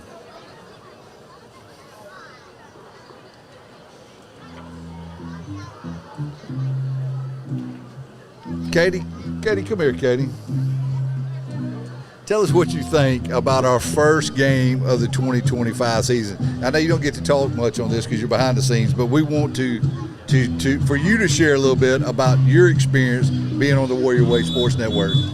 Well, this is not necessarily about the game that's playing because if we're being honest, we're in a little tight setup up here, so I haven't actually seen much of the game. So you are doing a great job because I'm listening like everybody else. But no, it's been a great game. Like you've been saying, great atmosphere. When it comes to setting this up, this is our 2nd time we've done this. Way smoother. So I just told you earlier, I came in on 2 wheels. But trust me, we got it set up in about 12 minutes and we were ready to go. So we hope you're all enjoying it. We thank you, Katie. Now back to the action. 4th down and about 8. Washington County with 3 receivers to the right. Running back to the right. Clean snap to the quarterback. He pumps. Now he's going to run. He puts one move in the middle of the field, and he picks up the 1st down. Linebackers vacated in coverage. He pumped one time, stuck his toe on the ground, got back across the middle, and made a big-time play and moves the sticks for Washington County as we're approaching the 2-minute mark before halftime. And Washington County's on the move in Cottage Hill territory on the Cottage Hill 21-yard line. Same formation as they had success with. A little 2-by-2 action. Slot receiver comes in a little bit, tries to run it up the middle, not going anywhere there. That was Caleb Metzner. Who was that? Caleb Metzner and Cohen Perea again. And Perea. Cohen Perea is getting his chance right now. That's it. Absolutely taking advantage of it. Cohen Perea, Caleb Metzner met him in the hole. Loss of a yard on the play. 2nd and 11. Ball's on the far hash from us. As it's getting darker, it's getting really difficult to identify these numbers on Washington County with that maroon and that metallic gold. 2-by-2 formation. Slot receiver to the right, comes in motion. Running back to the left. Fakes the handoff, throws a fade ball. He's got a man open. Chris, that receiver never saw that ball coming, I don't think. It's almost like they wanted to run a little post-wheel action there. Quarterback knew where he was wanting to throw it, but the receivers never saw the ball because he had to get rid of it a little bit quick because here was coming that Warrior D. Yep, and number 1, Shadarius Tootle just coming right up the middle, disrupted the timing on that. I don't think the receiver ever saw it coming, and he was wide open in the middle of the field. 3rd and 11. Washington County again, 2-by-2. As we saw this young man throwing in pregame, we said he could spin it a little bit, this lefty. Running back to the left, slot receiver to the right in motion. The snap. Fade ball to our sideline, one-on-one. Oh, a late flag. A late flag comes in. I thought that was absolute great coverage by Nathan Sims. That was absolutely spot-on, perfect coverage. He could not have covered that any better. I think the receiver may have sold that little injury there at the end. I think Coach Jones, and when you go back and watch this film right here, be proud of the way Nathan Sims battled on that play. That was big boy football on an island by himself on a fade ball.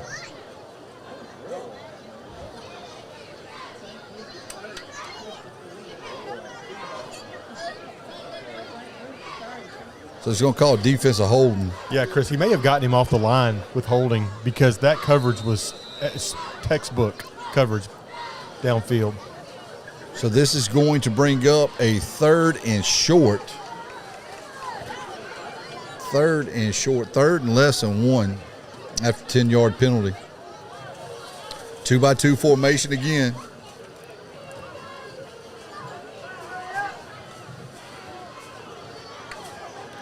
Slant pass, top of the screen.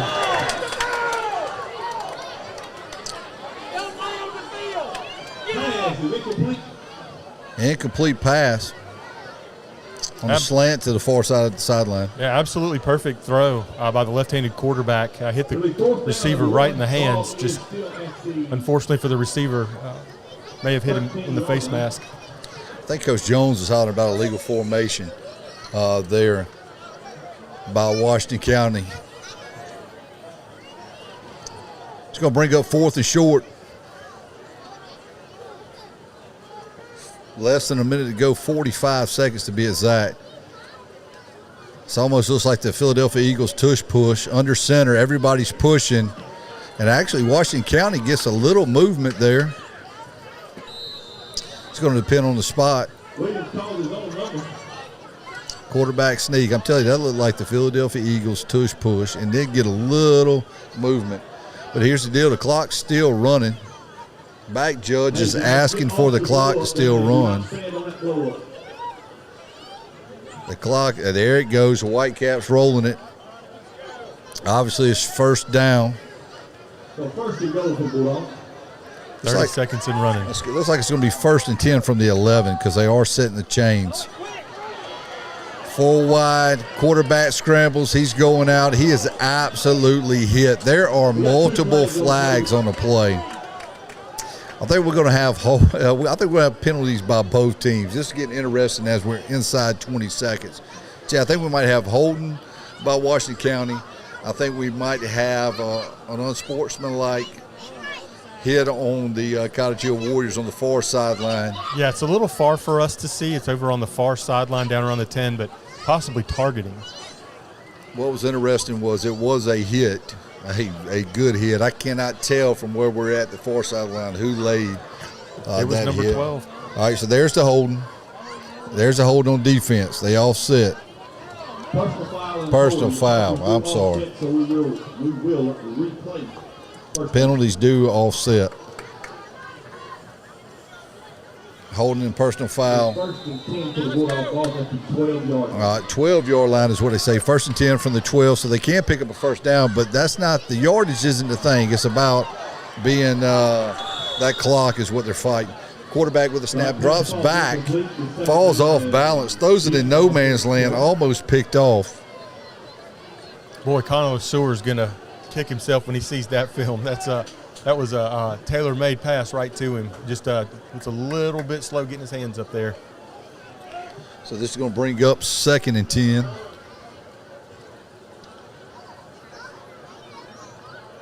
But again, great coverage by the Warriors. 12 seconds before halftime. 2-by-2, running back to your left.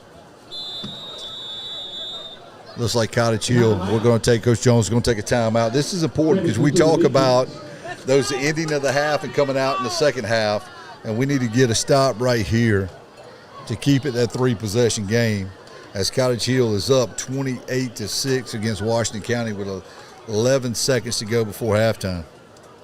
Yep, we're in that middle 8 range, the last 4 minutes, in the first 4 minutes of the second half, and Washington County gets the ball to start the second half. That's right. So a stop here would go a long way for Cottage Hill, and a score here would go a long way from Washington County. I think it was great use of a timeout by Coach Jones in that situation. We had an opportunity right there and just was able to deflect and bat the pass down. But it's going to bring up 2nd and 12 from the 10-yard line. And once again, Washington County can pick up a first down without scoring a touchdown. But I believe it's the clock that is not in their favor with 11 seconds rather than that of the yardage. Yeah, the other thing too, Chris, Washington County with no timeouts left, pretty much Cottage Hill knows they've got to throw here, so you probably are going to be looking at a nickel or a dime package coming in. So here comes out Washington County. I would assume they're going to be 2-by-2. H formation, quarterback in the gun. Let's see. That is correct. They have only 10 men on the field, Chris? Looks like we're going a little man coverage right here. Fade ball near sideline. Looks like might have had a little push off by the Washington County receiver in that one-on-one coverage, but the ball is thrown too deep and out of bounds. And interestingly enough, they ran that play with 10 players. Washington County. Yeah, Washington County. Coming out of the timeout, 10 players on the field, throws the fade ball, incomplete. So brings up 3rd and 10 from the 12-yard line. Here comes the 11th player now. Cottage Hill leads 28-6, looking for a stop right here before halftime. 7.6 seconds remaining. 2-by-2 formation, one safety high. Looks like we're going to lock up, possibly play a little man free right here. It's good to see those corners and guys covering the slot. Those outside linebackers getting on different levels. I like that. Shotgun, snap to the quarterback. Oh, what a play. Who's that? Like J.J. Davis on the coverage there. J.J. Davis jumps the route, deflects it. He saw it, he read it. Big-time play right there for a pass breakup. It's going to be last play right here. 4th and 10 from the Cottage Hill 12-yard line. Washington County's trying to get some points on the board before halftime. 3.4 seconds remaining. Coach is calling in the signal. Play clock at 22. Washington County breaks the huddle. Walking up to the huddle. Walking up to the line of scrimmage. Trips left, running back left. One receiver down here to the bottom right, isolated. 5 seconds on the play clock. 4th down, snap to the quarterback. One-on-one, inside slant to the isolated receiver. And you can hear by the noise in the background, Washington County touchdown. That's a big touchdown for Washington County. 28-12. Extra point coming as we go into half. Yeah, that's just a tough spot for Nathan Sims right there. He's one-on-one coverage. Receiver breaks inside. Didn't really have any safety help with that part of the field, and the quarterback just made a really good throw. Well, we got a football game here in Chatham, Alabama. 28-12. Cottage Hill. Interesting formation by Washington County right here. 12 seconds on a play clock. They're not in a traditional PAT attempt. Looks like they're going for 2. It almost looks like the tush push like they did with the quarterback sneak, but here they have 2 receivers out wide, and they are trying to do so. And they come up short on the 2-point play, but it looks like there is a penalty flag down.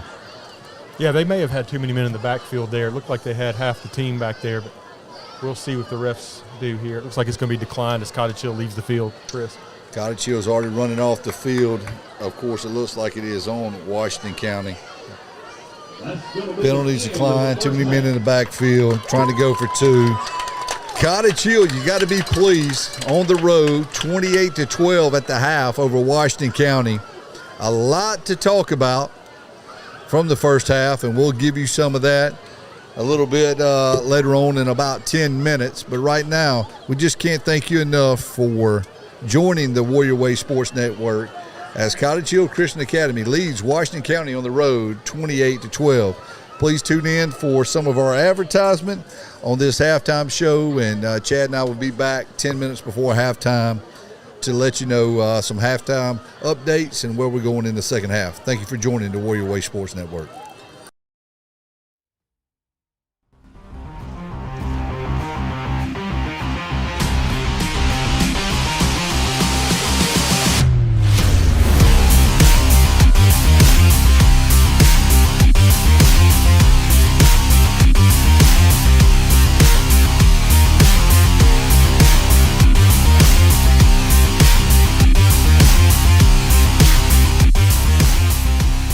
At Cottage Hill Christian Academy, we provide a Christ-centered education that prepares students for excellence as lifelong disciples. It is through the Cottage Hill tradition we cultivate authentic relationships and community. We prayerfully partner with families to develop tomorrow's servant leaders today. Find out more about the Warrior Way by visiting chcacademy.com.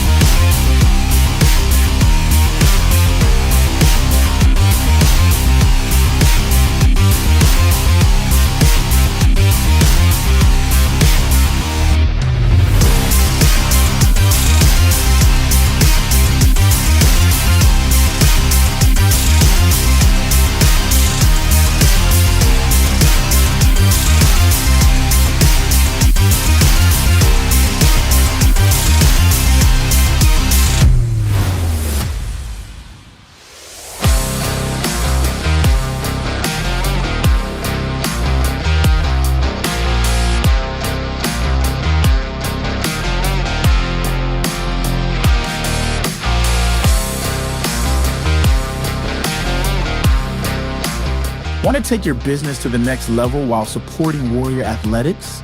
Become a proud sponsor of CHCA Athletics today. To learn more about sponsorship opportunities, reach out to our athletic director, Adam Thomas, or Katie West. Don't miss your chance to be part of the action, support our athletes, and promote your brand. Contact us today.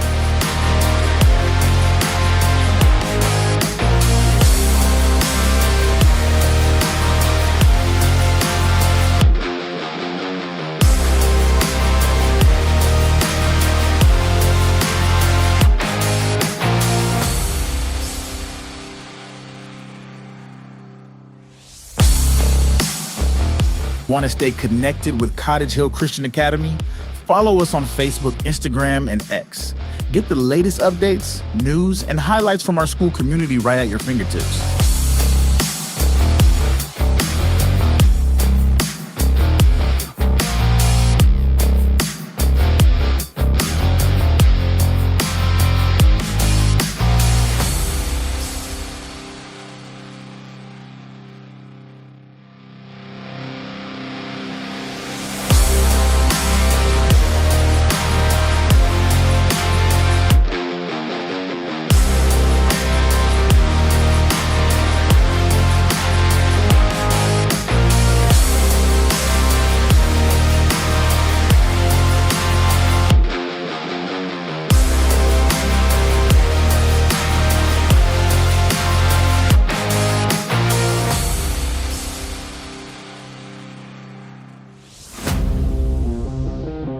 Want to stay in the game with all things Warrior Athletics? Make sure you're in the know by following our official athletic accounts on Facebook, Instagram, and X. You can also visit us online at chcaathletics.com.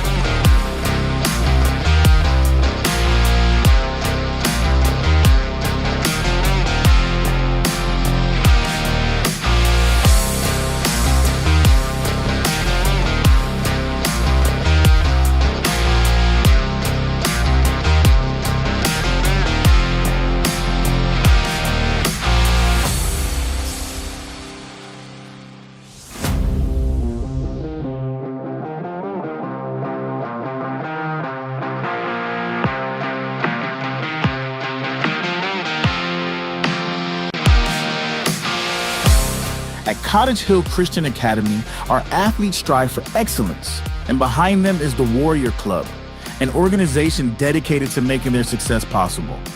The Warrior Club provides essential financial and auxiliary support to our athletic programs while promoting Christian character through sportsmanship, fair play, and the recognition of every player's and coach's accomplishments. Join the Warrior Club today and support our incredible student athletes.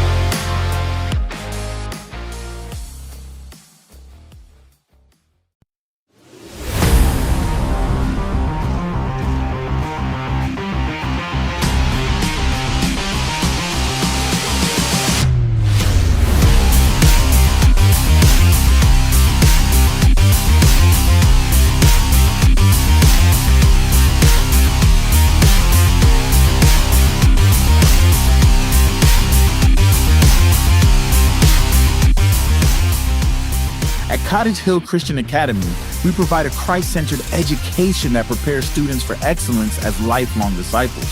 It is through the Cottage Hill tradition we cultivate authentic relationships and community. We prayerfully partner with families to develop tomorrow's servant leaders today.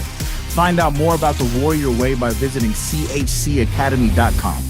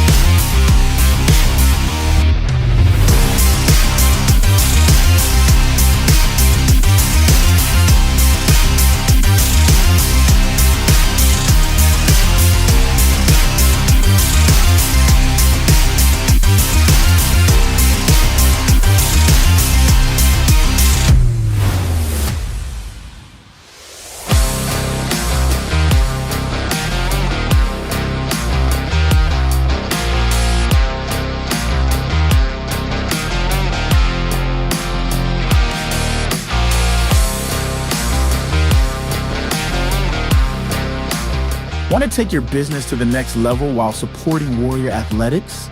Become a proud sponsor of CHCA Athletics today. To learn more about sponsorship opportunities, reach out to our athletic director, Adam Thomas, or Katie West. Don't miss your chance to be part of the action, support our athletes, and promote your brand. Contact us today.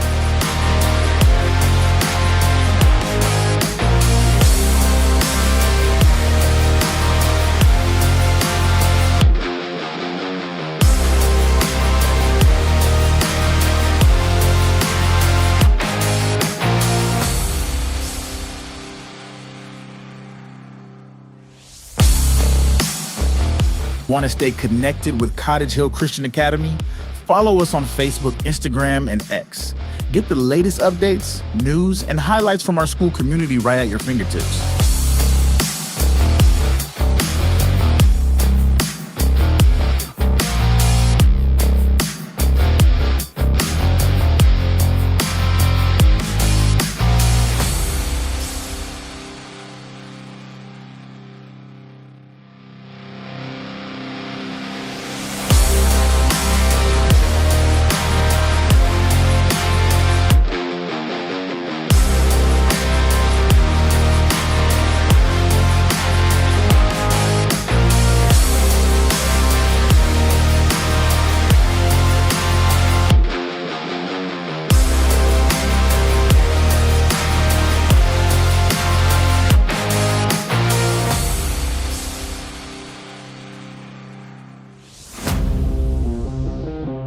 Want to stay in the game with all things Warrior Athletics? Make sure you're in the know by following our official athletic accounts on Facebook, Instagram, and X. You can also visit us online at chcaathletics.com.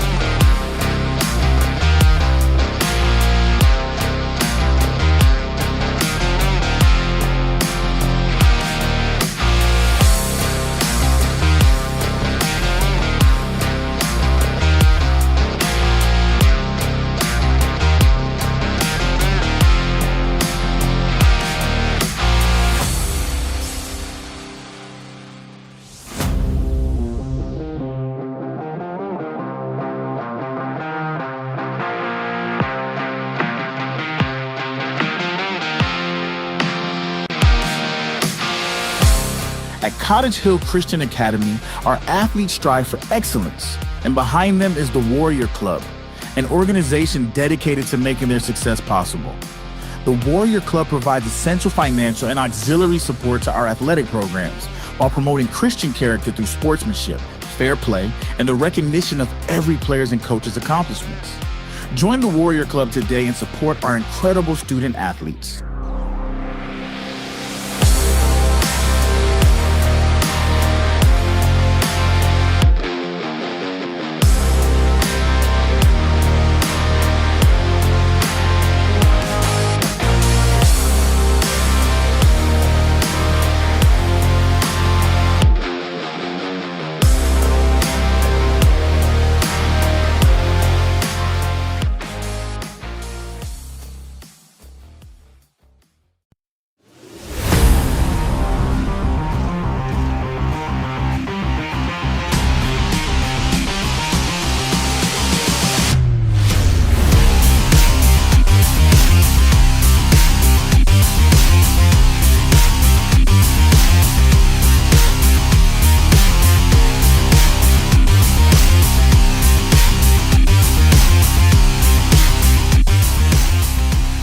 At Cottage Hill Christian Academy, we provide a Christ-centered education that prepares students for excellence as lifelong disciples. It is through the Cottage Hill tradition we cultivate authentic relationships and community. We prayerfully partner with families to develop tomorrow's servant leaders today. Find out more about the Warrior Way by visiting chcacademy.com.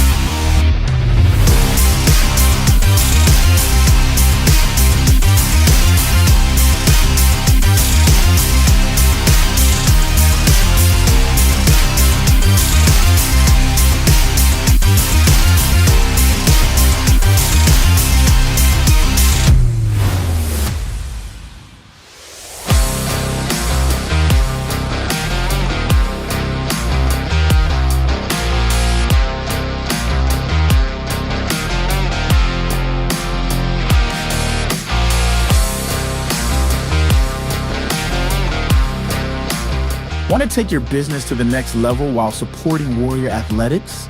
Become a proud sponsor of CHCA Athletics today. To learn more about sponsorship opportunities, reach out to our athletic director, Adam Thomas, or Katie West. Don't miss your chance to be part of the action, support our athletes, and promote your brand. Contact us today.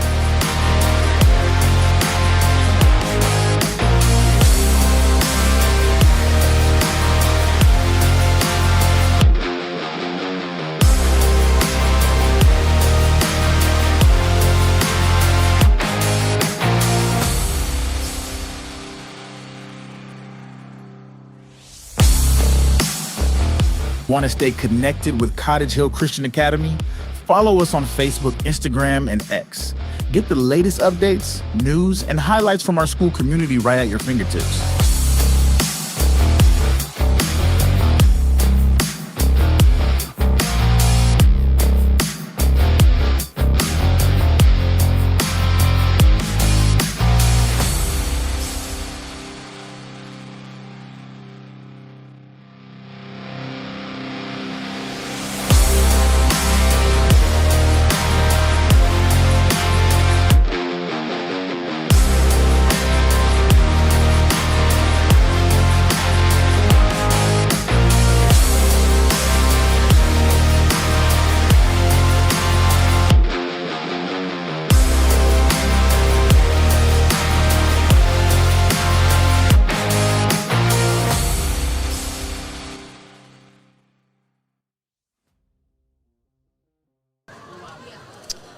Welcome back to Washington County High School, where at the half, Cottage Hill leads the Washington County Bulldogs by a score of 28-12. I want to run down what we saw with 5 minutes before starting that of the third quarter.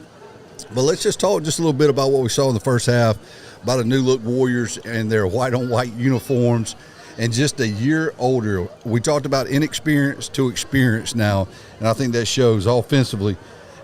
Scoring on the first 3 drives, you couldn't have drew it up better for Coach Player and his offensive side of the ball. We see what we can be and become with this dual-threat quarterback, sophomore Shamar Tootle. Up front, the O-line has depth and looks good. Running game, Caden Wynn had some big rushes and carries, which we'll talk a little bit more particular about stats just in a second. J.J. Davis had a couple touches in the backfield to go along, of course, with Shadarius Tootle, who scored a rushing touchdown a little bit earlier on. That wide receiver core has got some depth, man. What depth we have, and let's go ahead and talk about it. We all know Caleb Metzner, but 2 touchdown receptions in that first half, one on the first scoring drive, and then, of course, Chad Anderson gave a great call of the fade ball to him in the back corner of the end zone. Of course, we saw freshman Aaron Ward, who made a statement, whether it was getting touches with a speed sweep or on screens, ability to make plays. And then, of course, junior Trevor Thomas has a great frame and moves well and can take a lick going across the middle. And, of course, we expected big things out of him for the second half in the passing game. Defensively, man, I'm telling you, we understand why Shadarius Tootle is a 4-star going to Georgia commit. Big hits and a leader on the D. But I'm telling you what, that front 4 is as advertised as we look at A.J. Green and Josh McCants in the middle with Caden Wiggins and Metzner on the edge. And then, of course, you can't negate the play of outside linebacker Cohen Perea as well, going sideline to sideline, making some stops. But on that back end, man, what a great secondary that we have. And Kez Thomas, Nate Sims, as well as J.J. Davis. So let's talk real quick. What's the question mark? Special teams were a roller coaster, okay? First, let's start with Mac McGrew, 4 for 4 on PATs, like he's done it his whole life, and in his sleep. That's a very good sign when you can chalk that extra point up, and he did so in the first half. And that 50-yard punt return after the penalty by Washington County, Kez Thomas steps up to the 50-yard line, catches the punt right at there around the 45 and takes it to the house for a touchdown. And then on the very next play, as we kicked off, Washington County responded with an 85-yard touchdown as well. So there's some things on our kickoff coverage that we need to shore up a little bit and on special teams.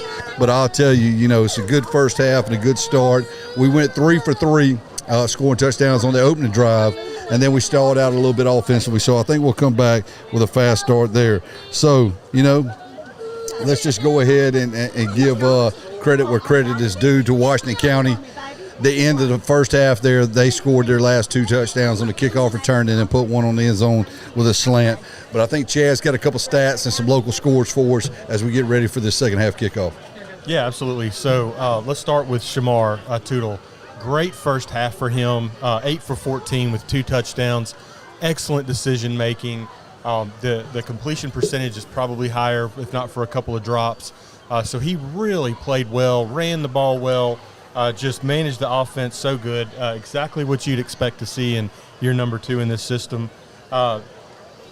Win 8 carries, 55 yards, big average per carry right there. Shows you how dominant our offensive line has been. Of course, you mentioned it earlier. Kez Thomas with the punt return for the touchdown. And then Caleb Metzner, big touchdown reception in the back corner of the end zone, perfectly placed ball by Shamar, where only his receiver could get it. Just really can't say enough about the offensive line, though, if we're talking about how did we get to 28 points. Yes, we have a punt return touchdown, but our offensive line has just really set the tone. And, you hope to see that in the second half. Those guys keep that intensity, and let's finish this thing off right. Yeah, give us some local scores as we get ready to kick off the second half here there. Captain Chad Anderson. Absolutely. Well, Mr. Brad Newton, again, clutch, sending us the halftime score. So these halftime scores are presented to you by McFadden Engineering. That's Saraland 7, Jackson 6. Baker leads Theodore 21-14. McGill and Daphne tied at 14. St. Paul's leads UMS 14-7. St. Luke's 30, Christian Collegiate 0, MGM 14, Pace 13. St. Michael's leads Bayside 13-3, and then Davidson 8, Murphy 6. Well, thank you, Chad, for that update. Thank you, Brad Newton, for sending in those scores. I know that you and Chad do a good job on Friday nights at Charles V. Lang Stadium. But the problem is we got a while before we get to a home game. Charles V. Lang Stadium, September the 19th against Excel. That'll be a region matchup. So we'll recap this a little bit later on. But next week we'll be on the road at Satsuma, then to Hillcrest Evergreen before we get a bye week on September the 12th, before we get home on September the 19th. So the keys for the second half, as they added an additional 3 minutes on the clock for our guys to kind of warm up. That's typical each Friday night when you come back out after the half. But we have got to get a stop. We're going to be kicking off to Washington County because we received the opening kick and took it down in 4 plays and scored on that Shamar Tootle to Metzner touchdown pass. But we have got to get a stop and get things going back right for our defense. Washington County has a little bit of momentum. They're going to try to carry that out on this opening drive. But leading by 16 on the road in a pretty electric atmosphere when you start talking about small schools, 3A and 2A schools here in South Alabama. But the weather, you can't complain. Let's set the picture here. So we have actually fallen into the high 70s. Little bit of a breeze blowing on us. Skies are clear. I don't think that you could paint a better picture than this right here for the second half. Well, let me ask you this, humidity. I need a humidity value because this bald head of mine is getting beat up a little bit because I still think it is a little humid, but you can tell a false fall is coming here before too long, and we're just grateful to be up here. Where are we at? Chatham, Alabama. Chatham, Alabama, Washington County. Washington County High School. With 48 seconds, let's talk to, you mentioned it earlier in the first half, but just first-class staff, fans, people here at Washington County. They've been so nice and so accommodating and so friendly to us. Can't wait to return the favor when they come down to our place. Absolutely. You know, this is our 4th time to play Washington County. I was a part of those first 2 opportunities as a head coach when we played them at home, then came back up here. Last year, Washington County came to Mobile and left with a W. Knocked us off 26-20 in that season opener, and we're trying to return that favor now.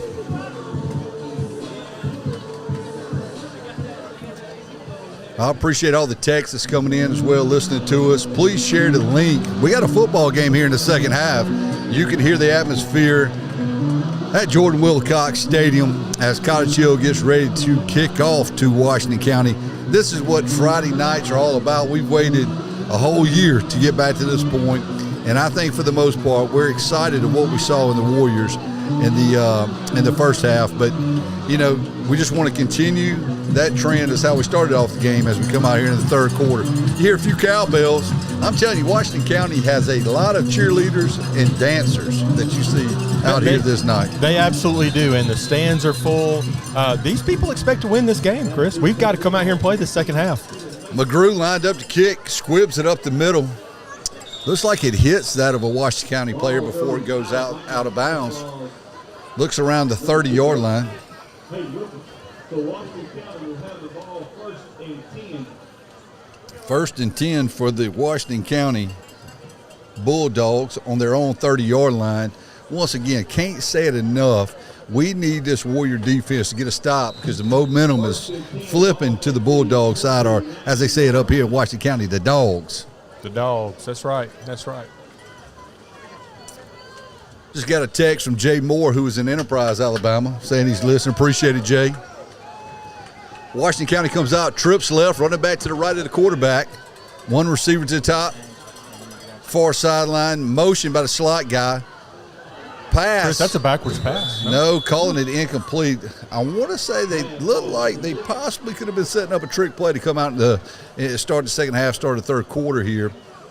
Washington County got lucky on that play. The receiver might have been a step in front of the quarterback. Had he been even or back, that might have been a fumble and recovery by the Warriors there. Did look like a backwards pass or a lateral there, but hey, incomplete pass, 2nd and 10. Washington County's going with a huddle here. I'm not real sure why the play clock's not rolling, but, you know. Where are we again? Washington County. Chatham, Alabama. I remember those days many, many years ago coming up here. Washington County coming to the line, 2-by-2, running back to the right of the left-handed quarterback for Washington County. Cadence, snap. Got time, throws across the middle. Good diving catch by the Bulldogs around the 43-yard line. They are on the move. Chris, Washington County has found something with that slant. They delay that one-on-one receiver, get him right into the middle of that zone, and he seems to be open quite a bit. What they're doing is running pretty much like a post-wheel action with that outside receiver, running a medium slant there and delaying. He's doing a good job. They had some success with that play, but I'm telling you, pregame warm-ups, I saw that left-hander spinning a little bit, and looks like they were finding their groove in the passing game. Once again, 2-by-2, running back to the right, ace formation, ball to the far hash, slot receiver in motion behind, handoff on the zone play, going absolutely nowhere. I'm telling you what, those guys on the edge right there was Metzner, but Metzner and Caden Wiggins are doing their job containing on the edge. That's why number 6 will be playing for the South Alabama Jaguars next year. But I'm telling you, that front four is as advertised. And they're making all the plays, which is limiting that of our linebackers to be able to get downhill and make plays, even though we saw a big hit by Shadarius Tootle earlier. They sure are. And after that completed pass, Cottage Hill's went to a man-to-man defense on that play. Looks like they don't want to leave that open hole in that zone anymore. 2nd and 10, 2-by-2. Washington County spending an early timeout with 10:25 to go in the third quarter. Cottage Hill still leads 28-12.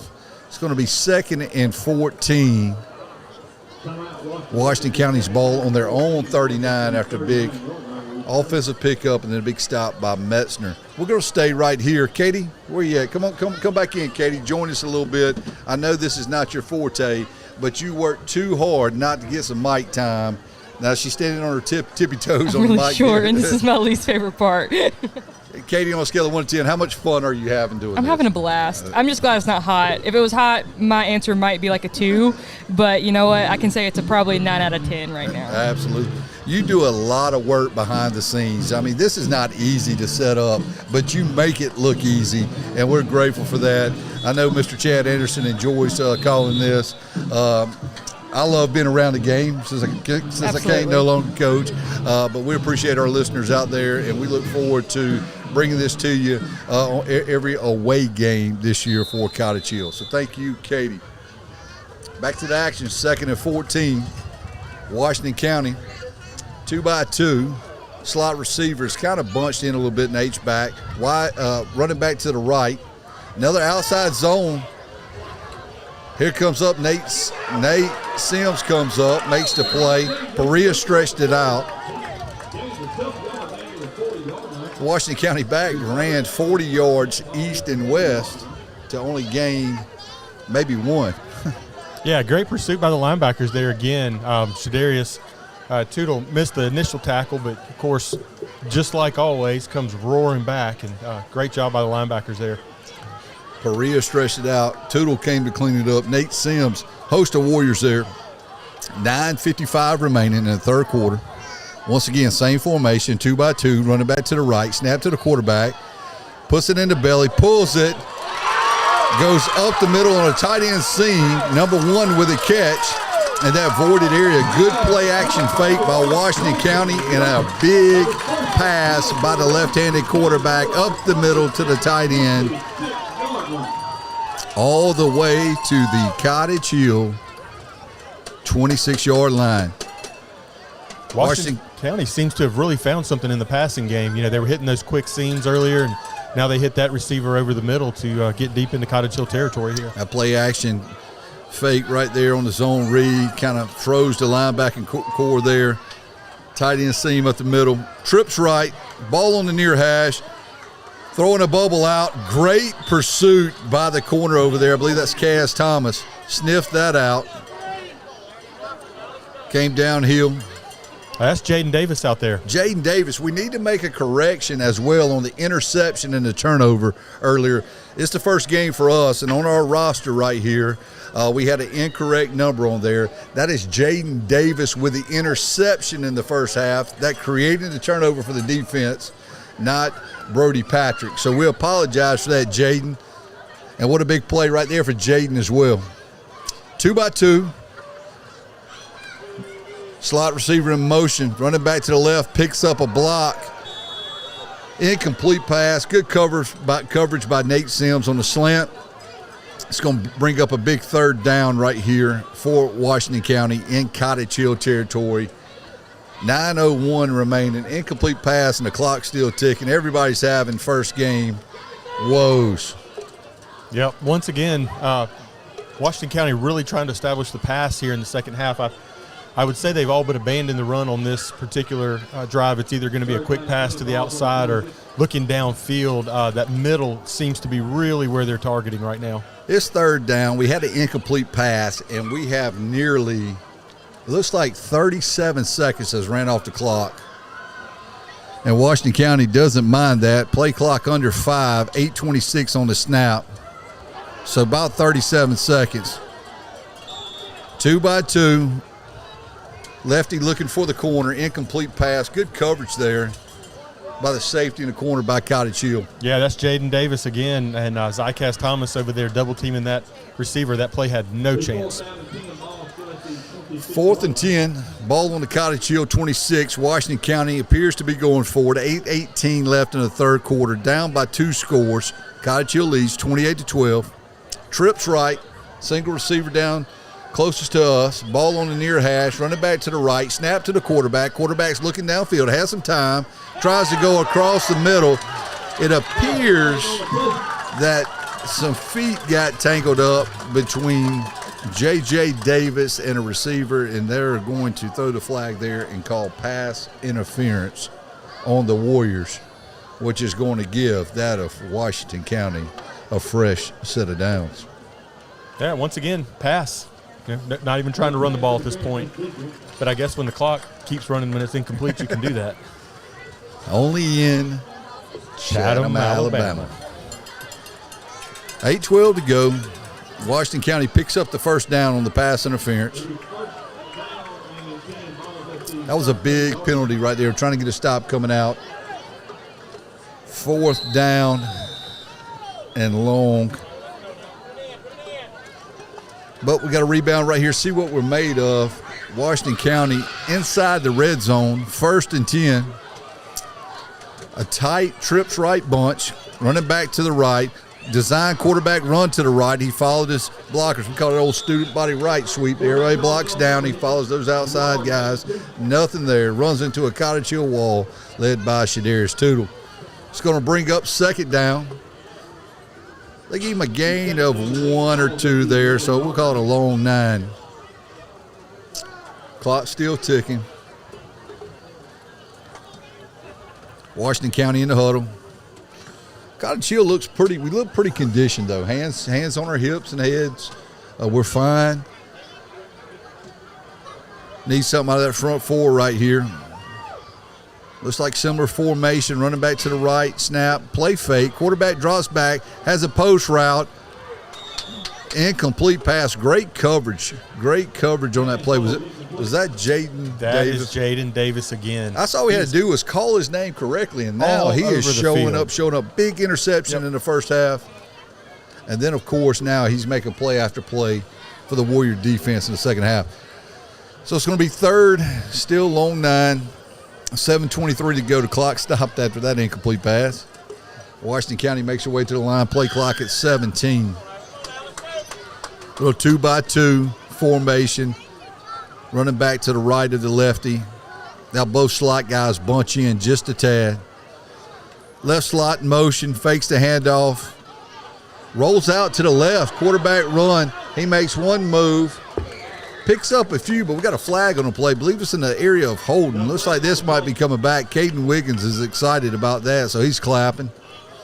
Yeah, left tackle had Caden Wiggins by the jersey. No question holding. He knows. They he could knows. not call that one. Caden Wiggins played a lot of football. He knows what a hold is. He knew. Waiting on the official call for the Whitecap. That's right, holding on Washington County. And, Chris, this drive obviously started with 12 minutes left, so this drive's going on about 5 minutes. That's a big play for the Warriors, getting them into a 3rd and long here. 3rd and double stakes. We're looking at about 3rd and 15 right now. No, actually 3rd. 16, 17. Ball is on the 19-yard line of the Warriors, near hash. Trips down here below to the near hash. One receiver to the top. Running back to the right. Looks like they might try to isolate Jaden Davis right here, but he's been making play after play. Quarterback steps up, got some pressure.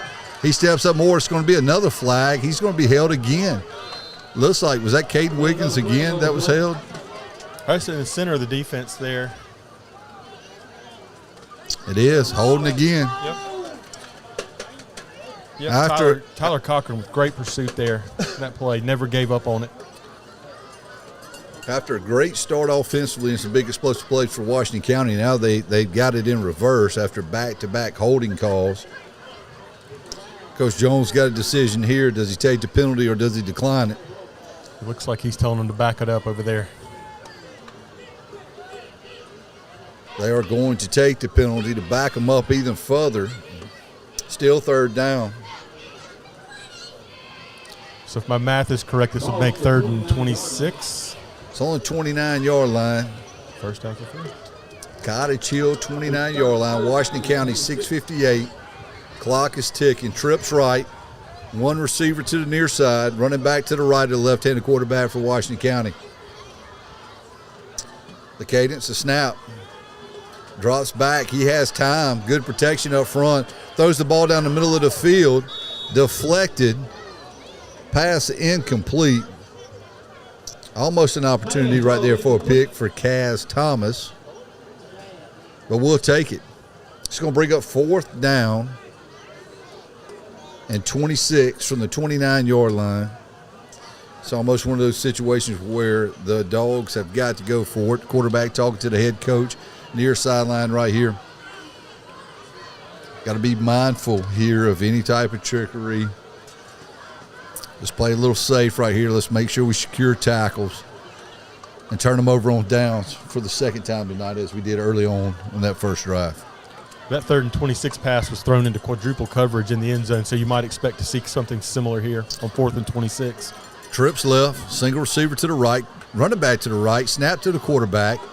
He's got time. He's throwing the ball in the center of the end zone. Okay. Pass is intercepted. Intercepted. They went right back to Kaz Thomas. He was going to play center field that time and not let that happen.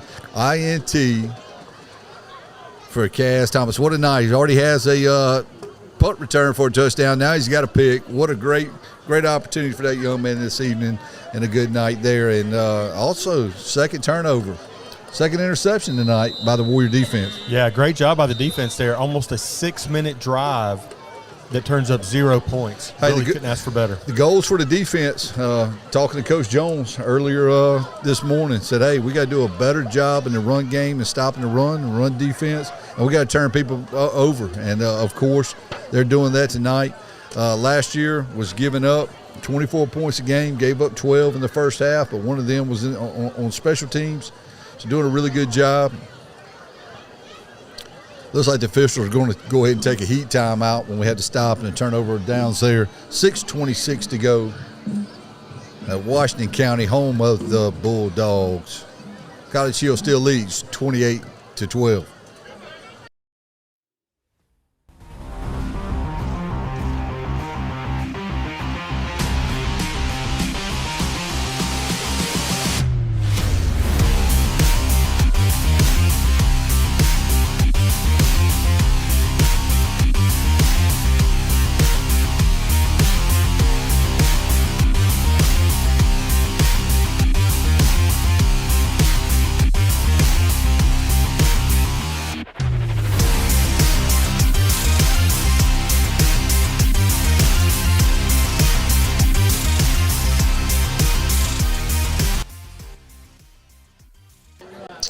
first offensive possession of the second half for Cottage Hill. Shamar Tootle with a pop pass to, I believe that was Aaron Ward around left end for a gain of about 5. Good first down, positive play for Cottage Hill. It's going to bring up second and about 5 to the far sideline.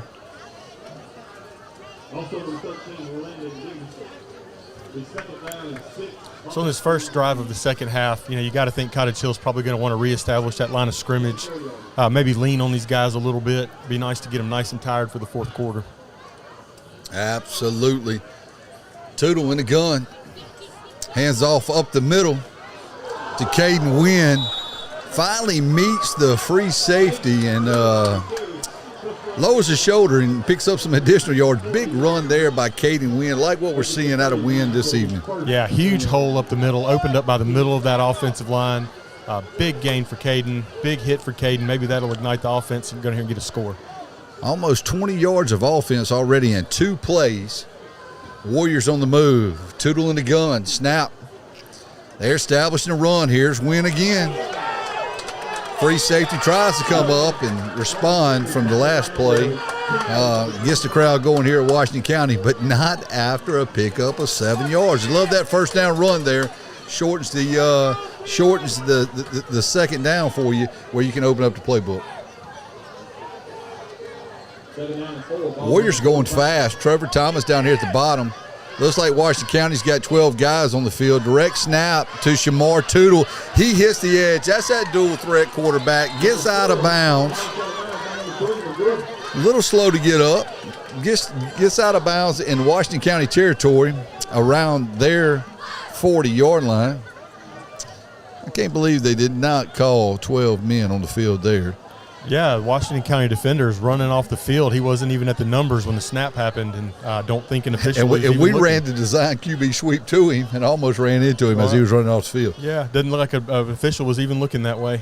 All right, ball near hash. Tootle catches his breath, 13 on the play clock. Twins to the left. Metzner at H-back to the left. Wynn to the right. Tootle gives it to Wynn. There's that hole on that inside zone. That offensive line is doing their job. And I'm telling you what, Caden Wynn looks like just a wrecking ball running down through there, picking up another 13 yards. He's going to have 100 yards now. He keeps this up, Chad. He absolutely is, and I'm gonna make a reference right here for us in our 40s. That looked like Jerome Bettis. That's pretty absolutely good. The bus right there running. Great run by Caden Wynn. So we got Twins left. Got Caden Wiggins at H-back to the left. Wynn to the right. They keep on feeding him. Tootle to Wynn. He bounces out a little bit this time. That's another 6 yards. I like this. We're running the football here in Chatham, Alabama tonight. Generally, that's what Washington County likes to do, run the football. I thought we might come up here and see a little wing tee, but they're going forward wide and slinging it, and we have a whole variety of offensive plays that we can do. Quick passes, deep passes, and running the football. But I like this look. And Caden Wynn just absolutely laying the lumber. You know, that as the game goes on, that's going to get old to those defensive backs. They're not going to want any part of that. Tootle in the gun. Direct QB sneak right. Metzner on the edge with a great block. Tootle falls forward inside the 10 to about the 9-yard line. Flag on the play. Flag on the near sideline. I'm assuming they're going to call holding on the Warriors. Yeah, it looked like the wide receiver may have locked up the corner back there. They've had his jersey. It was a great block by Metzner as well. Oh, face mask. Okay, they missed that holding. It. Metzner led the way with a great block, and sophomore quarterback Shamar Tootle followed him inside the 10. So we've got a face mask on Washington County, which is going to put a little bit more butter on that roll right there. So we're going to move this ball inside the 5. It's going to be first and goal inside the 5. Shamar Tootle in the gun. Same play to the left. He's behind Metzner. Can he get to the edge? It looks like he does, Chad. Touchdown. Cottage Hill Christian Academy, rushed by Shamar Tootle. The Warriors go up 34-12, 3:07 to play at Washington County. And here comes Mac McGrew on for the PAT. What a great series for Coach Player right there. He calls up the middle, softens them up, and then hits them on 2 big outside runs last one for the touchdown. Chase Mose, long snap, and Travis Smith to hold. Ball down, good snap. Looks like it might have been a little deflected up front. 4 out of 5 tonight from McGrew's not bad. We'll take it. Great job, Mac. Cottage Hill leads Washington County on the road, 34-12.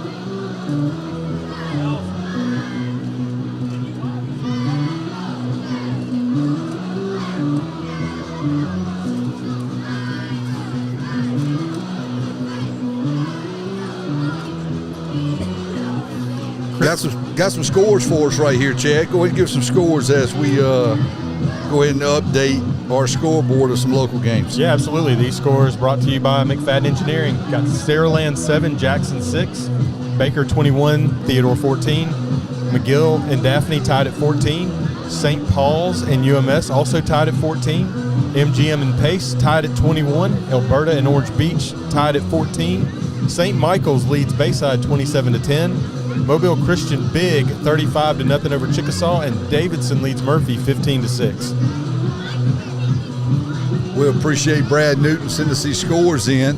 We appreciate Katie West on the board. Appreciate you, Chad. It's been a long time since we was able to pilot this last year up at Flomaton. But we're in Washington County tonight. McGrew kicks off. He's going to have to ice his leg before the night's over with. A pooch kick around the 35. Cottage Hill appears to have the football. Here comes the officials.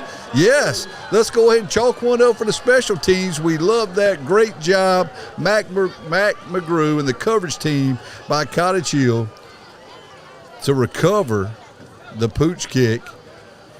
Man, that just deflates Washington County as they're coming off the field right now. Yeah, squib kick down to the 35. Warriors recover. And, you know, that last drive, I don't think that Coach Blair could have called that any better. He softened up that middle, run on the outside, just perfect. After stealing possession like this, the first thing I would do is try to go for the home run right here. I know we're up 34-12, but let me tell you something. We just stole a possession, and here we go. Let's see what we got. We got twins to the left. Direct snap to Tootle. Tries to swing it out on the bubble, incomplete pass. So it's going to bring up 2nd and 10. Incomplete pass, and the clock's still running here in Washington County. 49, 248, 247, 246. Yeah, it's interesting clock management there, but hey, at this point, we're okay with it running. That's exactly right. Here we go. 2nd and 10. Warriors on the move. 35-yard line of Washington County. Washington County calls a timeout. A little discombobulated after. Well, Chris, we had Trevor Thomas over here to the near side lined up, not a maroon jersey within 15 yards of him, so they had to call a timeout. Good timeout by Washington County. But let's go back. We have came a long way since our pilot broadcast last year at Flomaton. This is only our 2nd time doing this. It's not easy, but we enjoy it. And, of course, we love the product on the field tonight. And this opener of the 2025 season, up 34-12, avenging that loss we had last year by Washington County to start the season. And, of course, talking about avenging, I love the fact that Coach Jones calls those two-way players Avengers. And we're seeing a lot of them in action tonight. But I also see a lot of guys getting some reps tonight. So this is going to bode well for us as we move into the future, and next week at Satsuma. Yeah, absolutely. You know, you're seeing a lot of depth at linebacker. You're seeing those guys get after it. A lot of jersey numbers catching passes. You love to see it. Man, we look really good and in shape and condition as well. So right here, we got a little stacked receiver set with Trevor Thomas and Travis Smith. But it's an inside run. Washington County's there. Good job by the Washington County defensive front. This is going to bring up a 3rd and 10.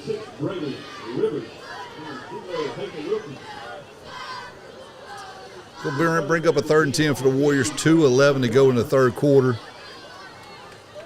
We got that Shamar Tootle touchdown run on our first drive. It'd be nice to pick up a first down to keep these sticks going and see what we can do. We got trips right. Got Ward, Smith, as well as Trevor Thomas. Direct snap to Shamar Tootle. He sees Trevor Thomas down the sideline. One-on-one.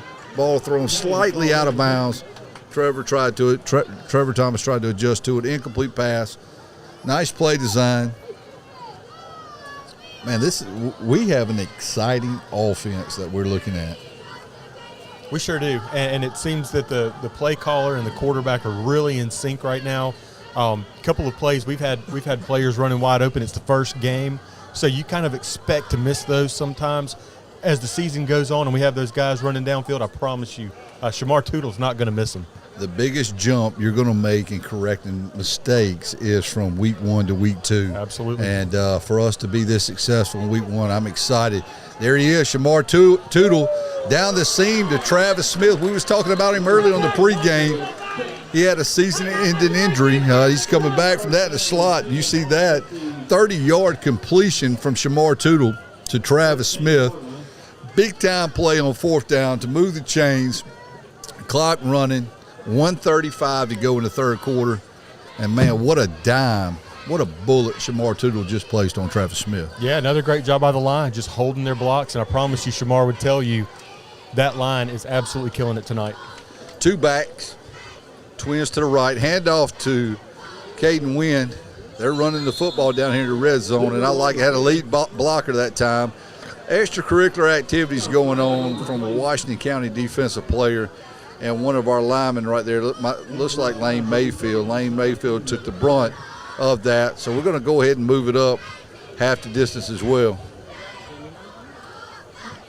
Yeah, so if you're Cottage Hill right now, 1:11 on the clock left in the third quarter, you're down deep in the territory, you are okay with this clock running the rest of this game as we lead 34-12. That's a good composure there by the offensive line and Lane Mayfield. Personal foul on Washington County puts us inside the 5-yard line, knocking on another Cottage Hill touchdown. I love this 2-back set. Shamar Tootle in the gun at quarterback, Caden Wynn to his left, and Caleb Messner to his right. Handoff to Wynn. He's going to go in untouched. That young man needs that touchdown because he's been running hard all night long. That puts the Warriors up 40-12, 1:05 to play. PAT pending. Absolutely. Caden Wynn with another touchdown. Again, I'm drawing these comparisons to one of my absolute favorite players of all time. He looks like the bus out there, Chris. I'm telling you, doing a great job. Them. So that's how you do come out in the second half. 2 quick scores and a stop and a hold there. Snap good, hold down by Travis Smith, and the kick that time by McGrew. Look good. They stand a little wide left, so he is 4 for 6 on the night. But what an exciting night for the Cottage Hill Warriors. 40-12 against Washington County. And what a touchdown run by Caden Wynn in that 2-back set. I think the goal now is up 40-12. Let's kind of sure up some things, get some guys in the game. Let's get ready for Satsuma next week.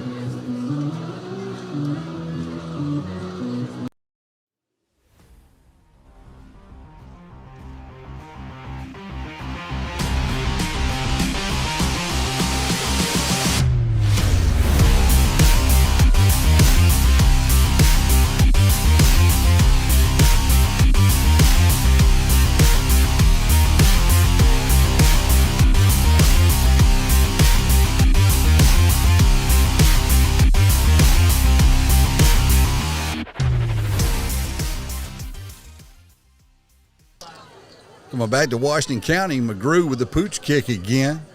This time caught by Washington County. Return to the 38-yard line. Washington County would start there. Washington County's getting a little chippy now, 40-12, down 40-12. Little extracurriculars on the far sideline there. Cooler heads prevail. I don't see a flag down there, Chad. Less than a minute to go in the third quarter.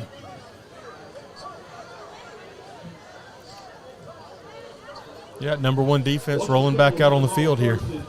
I'm seeing a little more discipline out of the Cottage Hill Warriors, and that's good to see. Those guys have worked hard. They've spent some time in the weight room.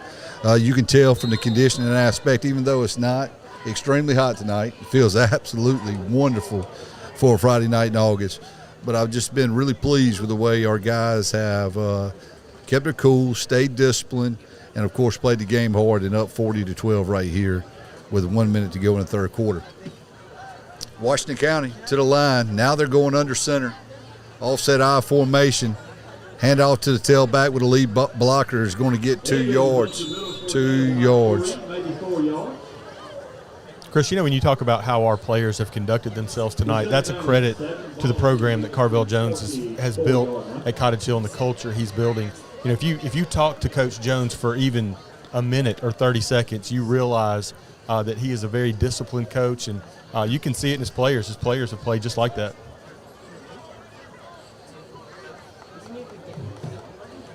So it's going to bring up right here 2nd down and 8. I was trying to see if play clock. There's a big difference between play clock and game clock. They're going to have to use a timeout here. They're not going to get this snap off, or they're just going to take the delay. Game clock at 13 seconds before the end of the third quarter. So did Washington County take a timeout, or do we have a flag? Timeout on the field. Washington County.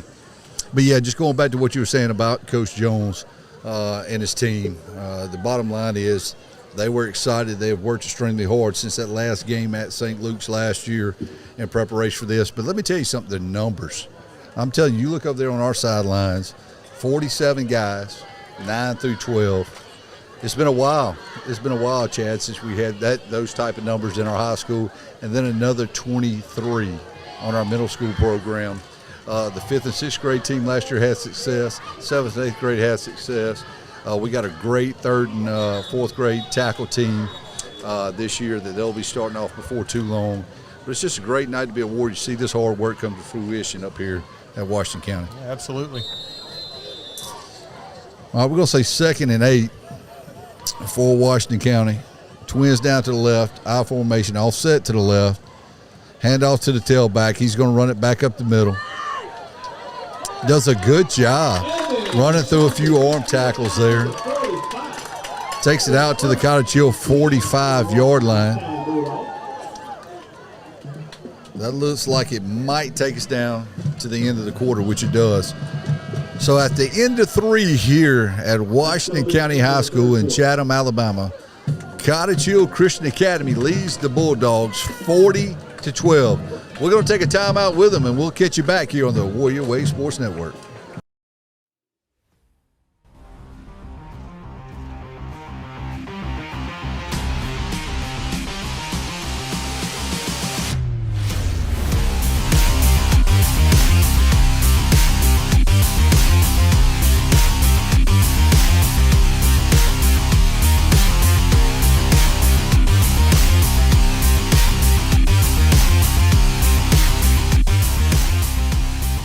Cottage Hill Christian Academy, we provide a Christ-centered education that prepares students for excellence as lifelong disciples.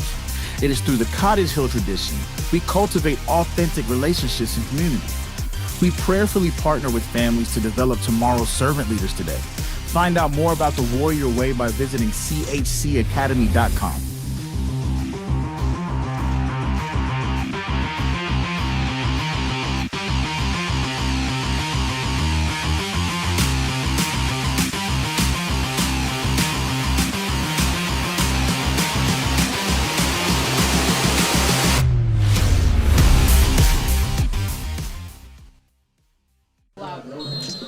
Welcome back to the start of the fourth quarter here on the Warrior Way Sports Network. Man, we are getting a lot of compliments. So, Chad, appreciate all you do, Katie, behind the scenes. I'm glad we can bring this to our listeners and to Warrior Nation. Washington County and Cottage Hill territory, fake handoff. Quarterback's rolling to his throwing side, which is the left, making a couple guys miss. Then he is met. Can't see who that is, Chad, on the far sideline. That's Jaden Davis again. I mean, we just continue to call his name. Second half, man, he has showed up and showed out. That's going to bring up, looks like 2nd down and about 7. I believe that quarterback ran 40 yards to pick up 3, but clock's ticking here in Chatham, Alabama. Washington County up to the line. Twins out here to the right. To bottom near us. Offset I again. Quarterback under center this time. Handoff to the tailback. He is met in the backfield. That front four has seen that enough. In the backfield when he gets the ball, he's covered down. Shadarius Tootle, Caden Wiggins, Josh Metzner, McCants right there in the middle of it. Josh McCants in the middle. I'm telling you, this front four, Coach Jones was ranting and raving about them, and they're showing up. That they are physical tonight. They have been in the weight room. But let me tell you something. They got some camaraderie on this football team, and we saw it last night at Man Talk at Cottage Baptist Church. All of them was there wearing these nice white new jerseys, listening to Brody Kroll, getting poured into, learning how to become a man of God. Now, they're showing that tonight. Trips right, snap, quarterback, slings it out to the far sideline on a hitch route. It's going to be short of the first down. It's going to bring up 4th and about 3. And who's on the coverage there? That guy, Jaden Davis again. Now, Washington County broke the huddle with 12 players. Yes. So it looks like this is going to come back regardless. Saw one running off late on defense. They didn't call it. Thought they was going to let them slide again here at Washington County. But obviously they're not. Asking Coach Jones, does he want to take the penalty or does he want to bring up the 4th down?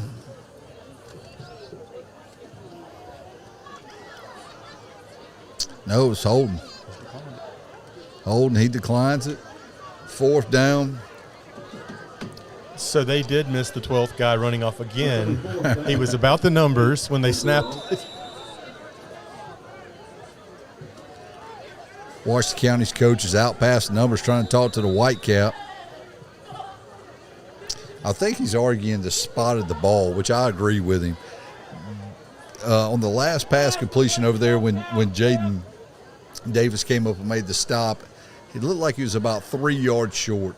The chains now are saying 4th down and about 8, which negates that last play. We declined the penalty, so therefore the change should move up. It should be 4th and about 3. And maybe that's why Coach Jones declined it, because he saw the guy with the down marker sitting right here, but they're going to work this thing out on the far side. That's why we appreciate our chain crew. Jay Moore of Cottage Hill Baptist Church has been on our chains forever, and I know he's going to have a group of guys there. But I can remember David Swearingen, Chris Conk, and Tracy Morley, all those guys over the years. They retired a couple of years ago, but Jay Moore still finds a way and recruits guys each and every year. So you got to September the 19th, but we need some guys on the chain if you hadn't already figured it out.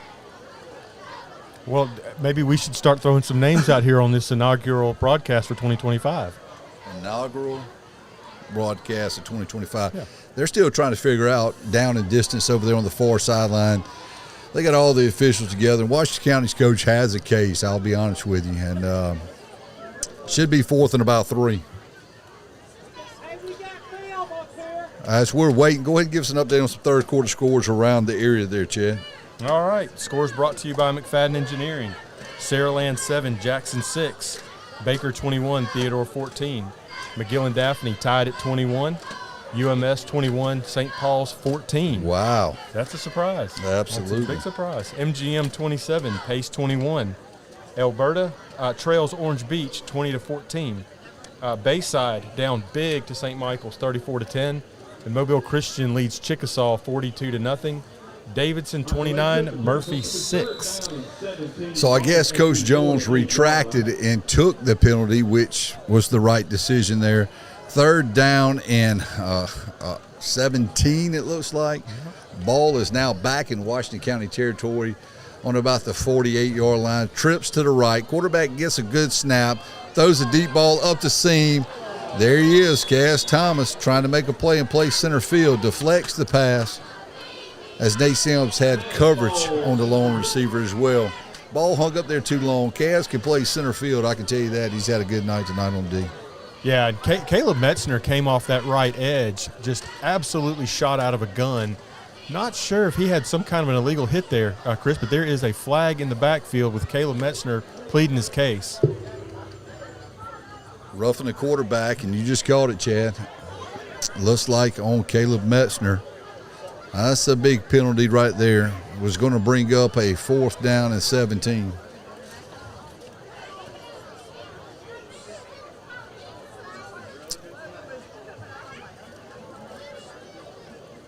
So new life for this Washington County offense. Hey, we have roughing the passer on the play. It'll be 1st and 10 for Washington County. 1st and 10, Washington County at the Cottage Hill 37-yard line. Ball on the far hash. Washington County, no quitting them. They continue to fight even to the end here. So you got a 2-by-2. Running back to the right of the lefty quarterback, who I've been impressed with tonight with a little grit there. He gets the snap, hands the speed sweep off to the slot receiver, tries to find a hole, and he's not going to go anywhere. That's Shadarius Tootle, okay? Shadarius Tootle, and who else is coming out of there? Is that Perea? Yep. Shadarius Tootle was the first. Perea comes to clean it up. LeSueur there as well. I'm telling you what, I'm impressed. These guys are trying to go east and west, and they can't get to the perimeter with these linebackers. Yeah, absolutely. And Cottage Hill is cheated up. We're only playing a single high safety on that play. We have 8 men, 9 men up on these plays. Basically just telling them, if you want to run, we'll be gladly let you. As 9-11 on the clock and running. Starting to see some clean white jerseys out there up front. Still got a couple guys sprinkled in there. Inside zone run. Oh, my goodness. Metzner met him as he scraped down from that edge position. What a play by number 6, Caleb Metzner, meeting the running back on the inside zone. Right there. Brings up a 3rd and 9 for Washington County. 8:42 to go. Warriors still lead 40-12. And one of those clean jerseys you're talking about is going to be junior Josh Williams, just checking into the game at defensive tackle. He was actually in on the first play. Look at there. Got Aaron Ward on defense as well, playing this overhang out here. Man in motion. Quarterback rolls to the left. Got a blown coverage. Straight down the middle. Touchdown. Washington County, as you can hear in the background. 37-yard touchdown strike to the middle of the field. That's 2 big plays, I know, offensively tonight for Washington County, where they found that vacated spot up the seam. And the Bulldog Nation up here is flying the flags, rattling the bells, clapping, cheerleaders cheering. 40-18. PAT coming up. Football's a game of inches. Caleb Metzner had the quarterback by the jersey, just barely missed a sack, which turns into a touchdown. Washington County in PAT formation. Snap a little high, holds down, kick is up. Looks good. Goes right over the fence there in the back of the end zone. So it's going to be 40-19. Cottage Hill still leads. 8:12 to go in the game. My math's correct. That's a 3-possession game, 21 points. I'd like to get one more good drive in, sustain it a little bit on the offensive side of the ball. But I tell you, this is an electric atmosphere in Chatham, Alabama on a Friday night. I was talking to a really nice fan earlier, and I said, it's so nice to come up here, like you said earlier in the broadcast. These small towns shut down, and there's so many fans here, and they're still into it, down 21 in the 4th quarter. Just love to see it.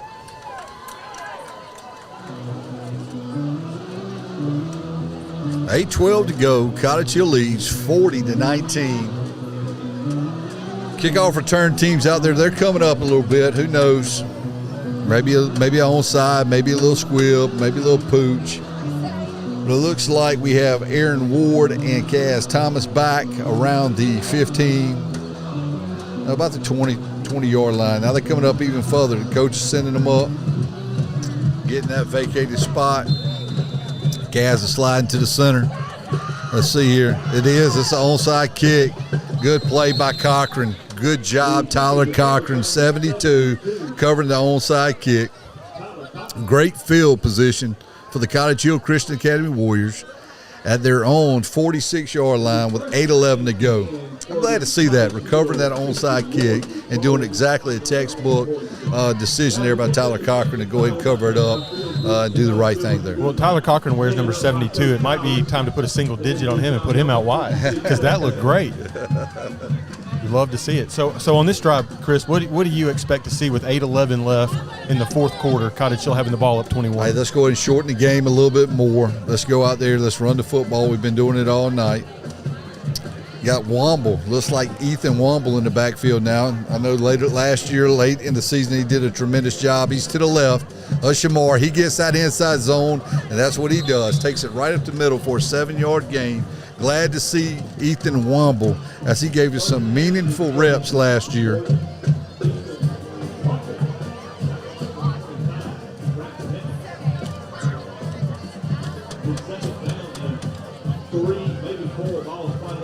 Shamar Tootle in the gun.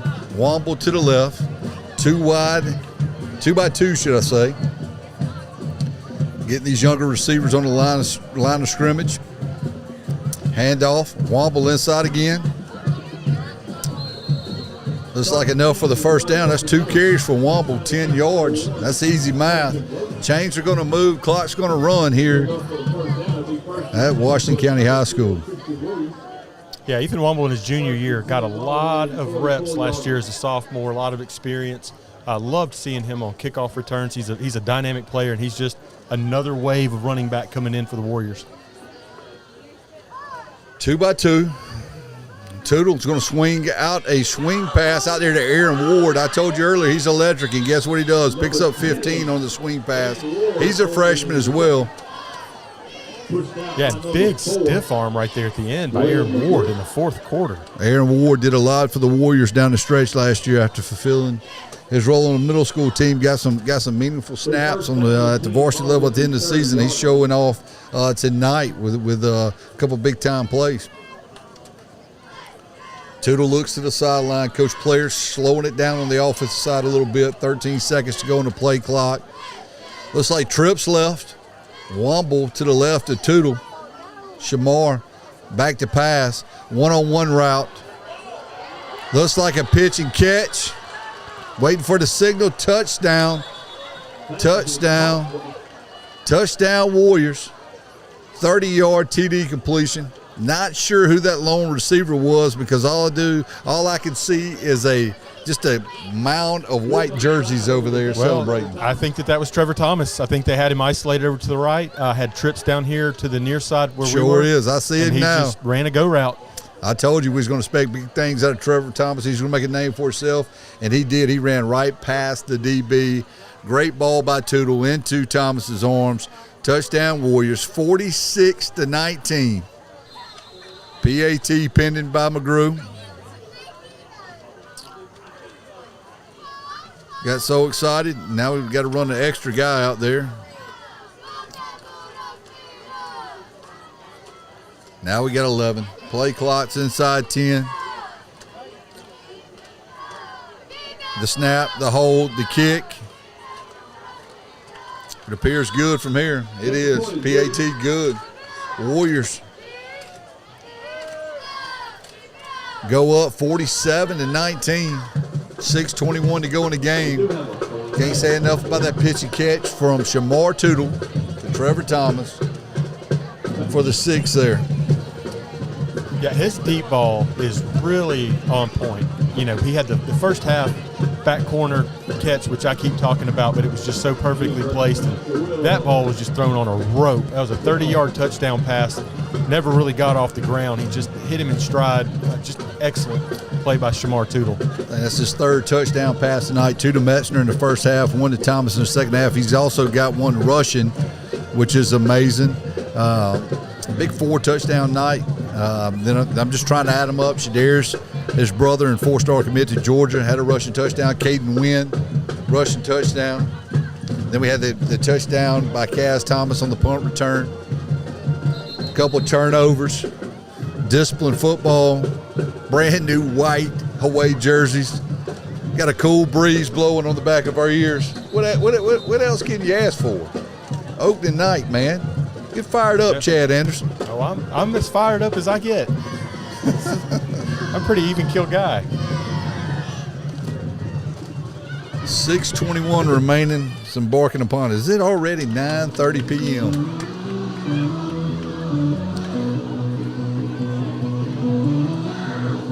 Still an electric atmosphere. PA announcers doing a wonderful job here at Jordan Wilcox Stadium. Warriors set to kick off A lot of white jerseys out there now on this second team kickoff team. Let's see if they can go down there, stay in their lanes, and come up with a big play. Little pooch kick by McGrew all the way down to the 20. Washington County comes up and fields it. They're going to the edge again. They get out to the 30. Somebody came up and laid a lick. Is that Jaden? Jaden Daniels. Davis. I know. Jaden Daniels plays for LSU. He played for LSU. He played for the Commanders. Yeah. That's our Jaden. That's our Jaden, baby. Wow. Let me tell you something. We messed his name up and didn't give him credit for INT because of the roster that we had. And then he came up and absolutely laid a huge hit right there on the Washington County return guy. So they only pick up less than 10 yards on a return. Washington County's going to start on their own 32-yard line near hash. Officials are going to take a heat timeout because we have 6 minutes on the dot, and we're going to go ahead and take a heat. We're going to take a heat timeout as well. Chad, how about that? Katie, we good? Sounds good. All right. Thank you for listening to the Warrior Way Sports Network. We'll be back in just a second.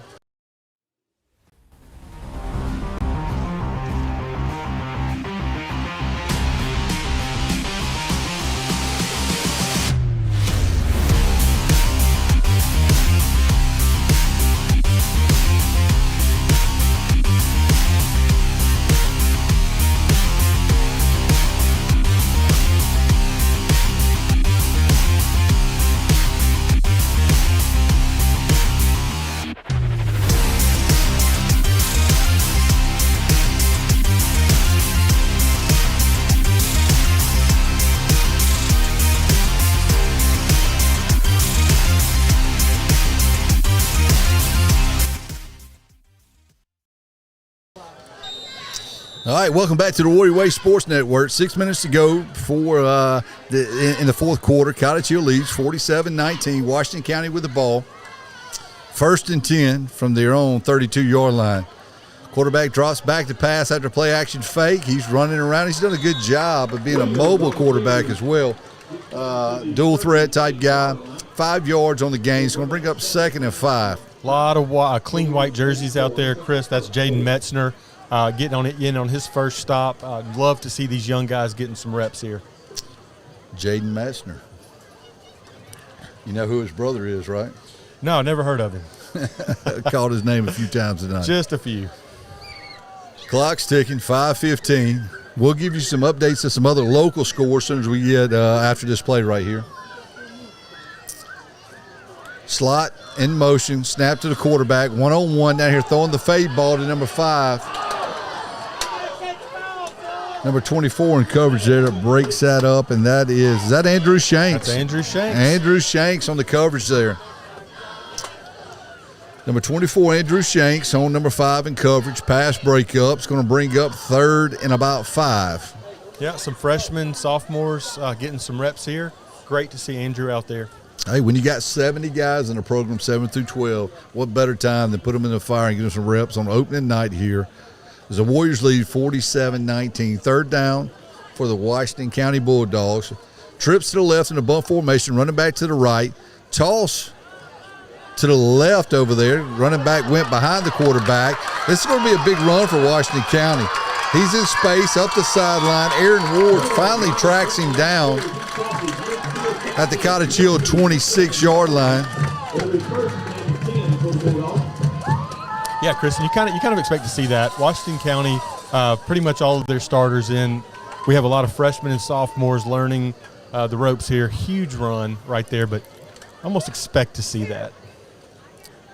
This is a good experience for our younger guys, and also I love to see just guys competing to the end of the whistle by both teams right here. We've got a 2-by-2 formation. Running back to the left of the lefty quarterback for Washington County. Slot on the left in motion. Snap. Quarterback in the pocket, throws a fade ball to the far sideline. Those two guys actually competed really, really, really well. Pass breakup. There's a flag on the play. Yeah, Gavin Maddox over there, very aggressive coverage. You love to see that. If you're Cottage Hill, you're okay with that penalty. That was really good coverage by Gavin. We also saw one earlier with Nate. We're going to see those guys in the secondary. Coach Everett coaches DBs for us on the defensive side of the ball. He's going to be pleased with their performance when he goes back and watches film because they have competed hard out there. That's going to move the chains for Washington County.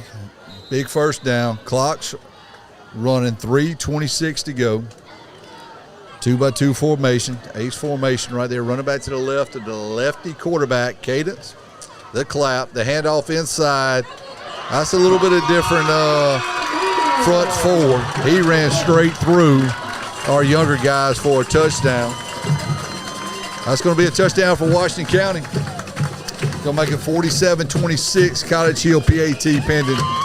I can honestly say that when these two teams meet, this is our fourth matchup, the scoreboard generally lights up. 46 combined points last year in a more of a defensive contest down in Mobile, but tonight, 47-26, PAT pending for Washington County.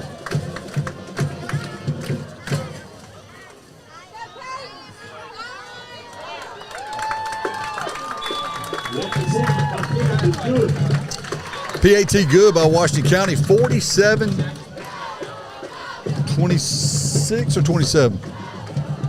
Yes, yeah, 47-27. Chris, one of the fun things about doing these road trips with you and I, you were on the way up here, you were telling me about a game that happened up here a few years ago between Washington County and Cottage Hill that went 3 overtimes.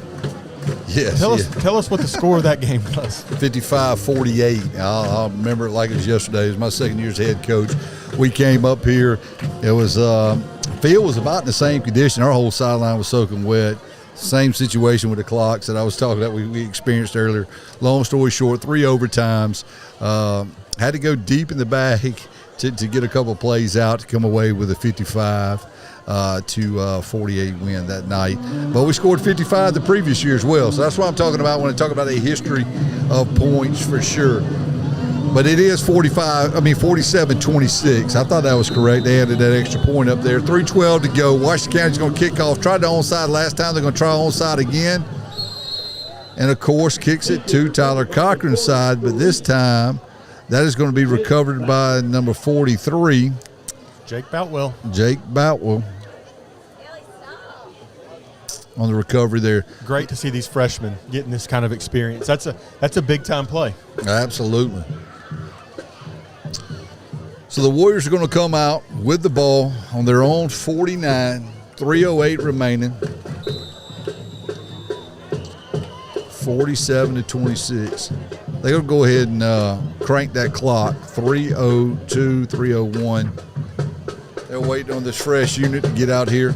Let's see if we can look on the play sheet and see who we got here. All right, guess who's at quarterback? You called his name out a couple of times early on defense. Just our absolute favorite player tonight. Jaden Davis. Hands off to Womble. Womble is a shifty back. Picks up probably about 4 or 5 on the play to our near sideline here. Yeah, good to see Ethan getting these reps. You know, again, watching him last year returning kicks. Doing a little bit of everything. 2:25 go. Clock's running. Jaden Davis looking to the sidelines. Coach Blair not in a hurry to get a call in. But once again, what a great night for Warrior Nation. Still a lot of fans over there. Looking forward to cheering on their guys at the completion of this. Jaden Davis with a handoff to Womble up the middle. Man, Womble is shifty. He is doing a phenomenal job. That is going to be about a 10-yard pickup.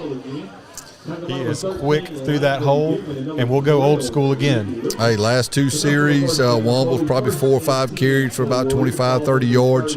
Glad to see that out of Ethan Womble. Just a hard-working kid, also a 2-sport athlete as well. Okay, so we have Jerome Bettis in the backfield. We've established that. And Caden Wynn. That's what you're going to call him, Jerome the We're Bus. going to call him the Bus. Okay. If Ethan Womble makes another run like that, he might be Barry Sanders for me. Let's see. Ethan Womble up the middle. He bounces it outside. But there's a host of Bulldogs there to take him down right at the numbers for no gain on the play. I love calling out these names for us 40-somethings, though. We miss those days of Barry Sanders and Jerome Bettis. Those good old days, Chad. Good old days. Katie, how long have you said we've been on the air? 3 hours and 15 minutes. We've been on the air for 3 hours and 15 minutes. Clock's winding down, 51 seconds. Play clock at 15. Probably one more snap and do it here. Jaden Davis in the gun. Womble to his left. Taking the play clock all the way down. Gets the snap. Hands off to Womble, up the middle. Another great hard run and carry for about 5 yards. And I think that's going to do it right there. Let's give those Cottage Hill Christian Academy Warriors a round of applause as the clock ticks on down. We're going to go ahead and get ready to shake hands, show sportsmanship.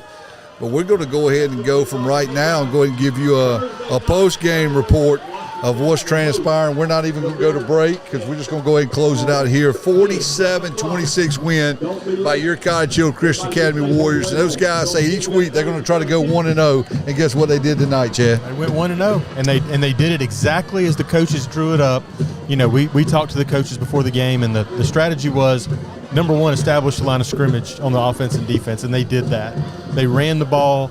Shamar looked great. Shamar scanned the field, saw the field, threw a bunch of touchdown passes. You couldn't ask for a better opening game for the Warriors.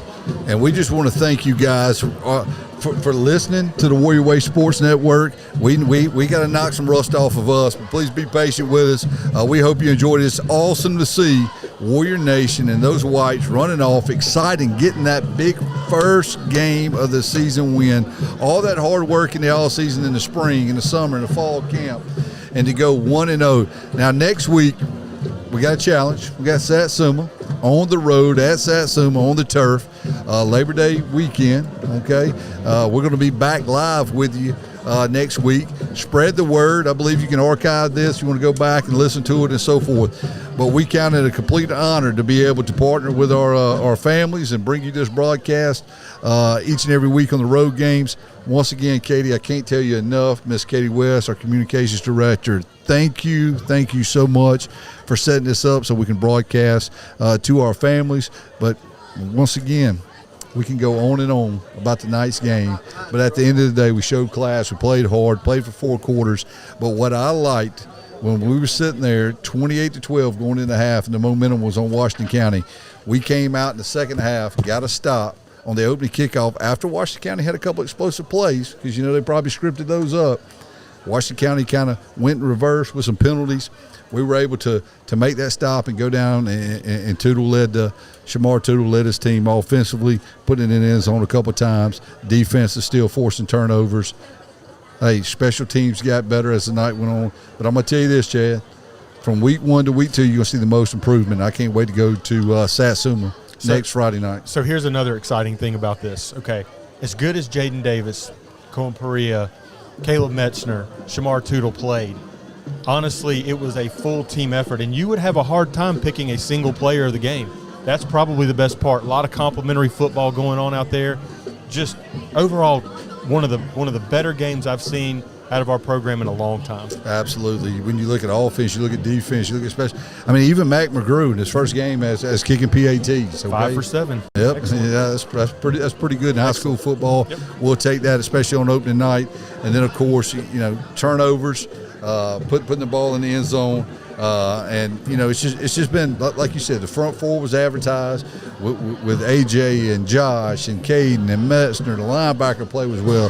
The corners in the back end and the safeties did a good job. Offensive line did a good job. Established a run game. Caden Wynn. The bus just driving it, man, doing a tremendous job. And then, of course, the growth of Shamar Tootle at quarterback and those weapons he has out wide. Yeah, we talked about he distributed the ball well. We don't have the complete game stats, but, of course, you guys will be able to catch those here next week. We'll share those with you. But once again, let's give you a couple of fourth quarter updates real quick. We just got some scores in from around our area, and then we're going to close off. So, Chad, you got the fourth quarter updates. Yeah, absolutely. So Saraland leads Jackson 17-6. Baker leads Theodore 28-17. McGill 28, Daphne 7.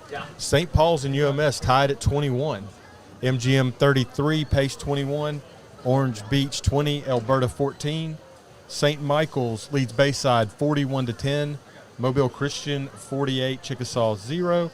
and Davidson 35, Murphy 6. Thank you, Brad Newton, for those updates throughout the night. Appreciate it, Brad. Appreciate to everyone else who listened to us. We look forward to seeing you next week. Katie, you want to say anything as you sign off, because you worked extremely hard? She's giving us thumbs up. She's already drank her sugar-free Red Bull to get home.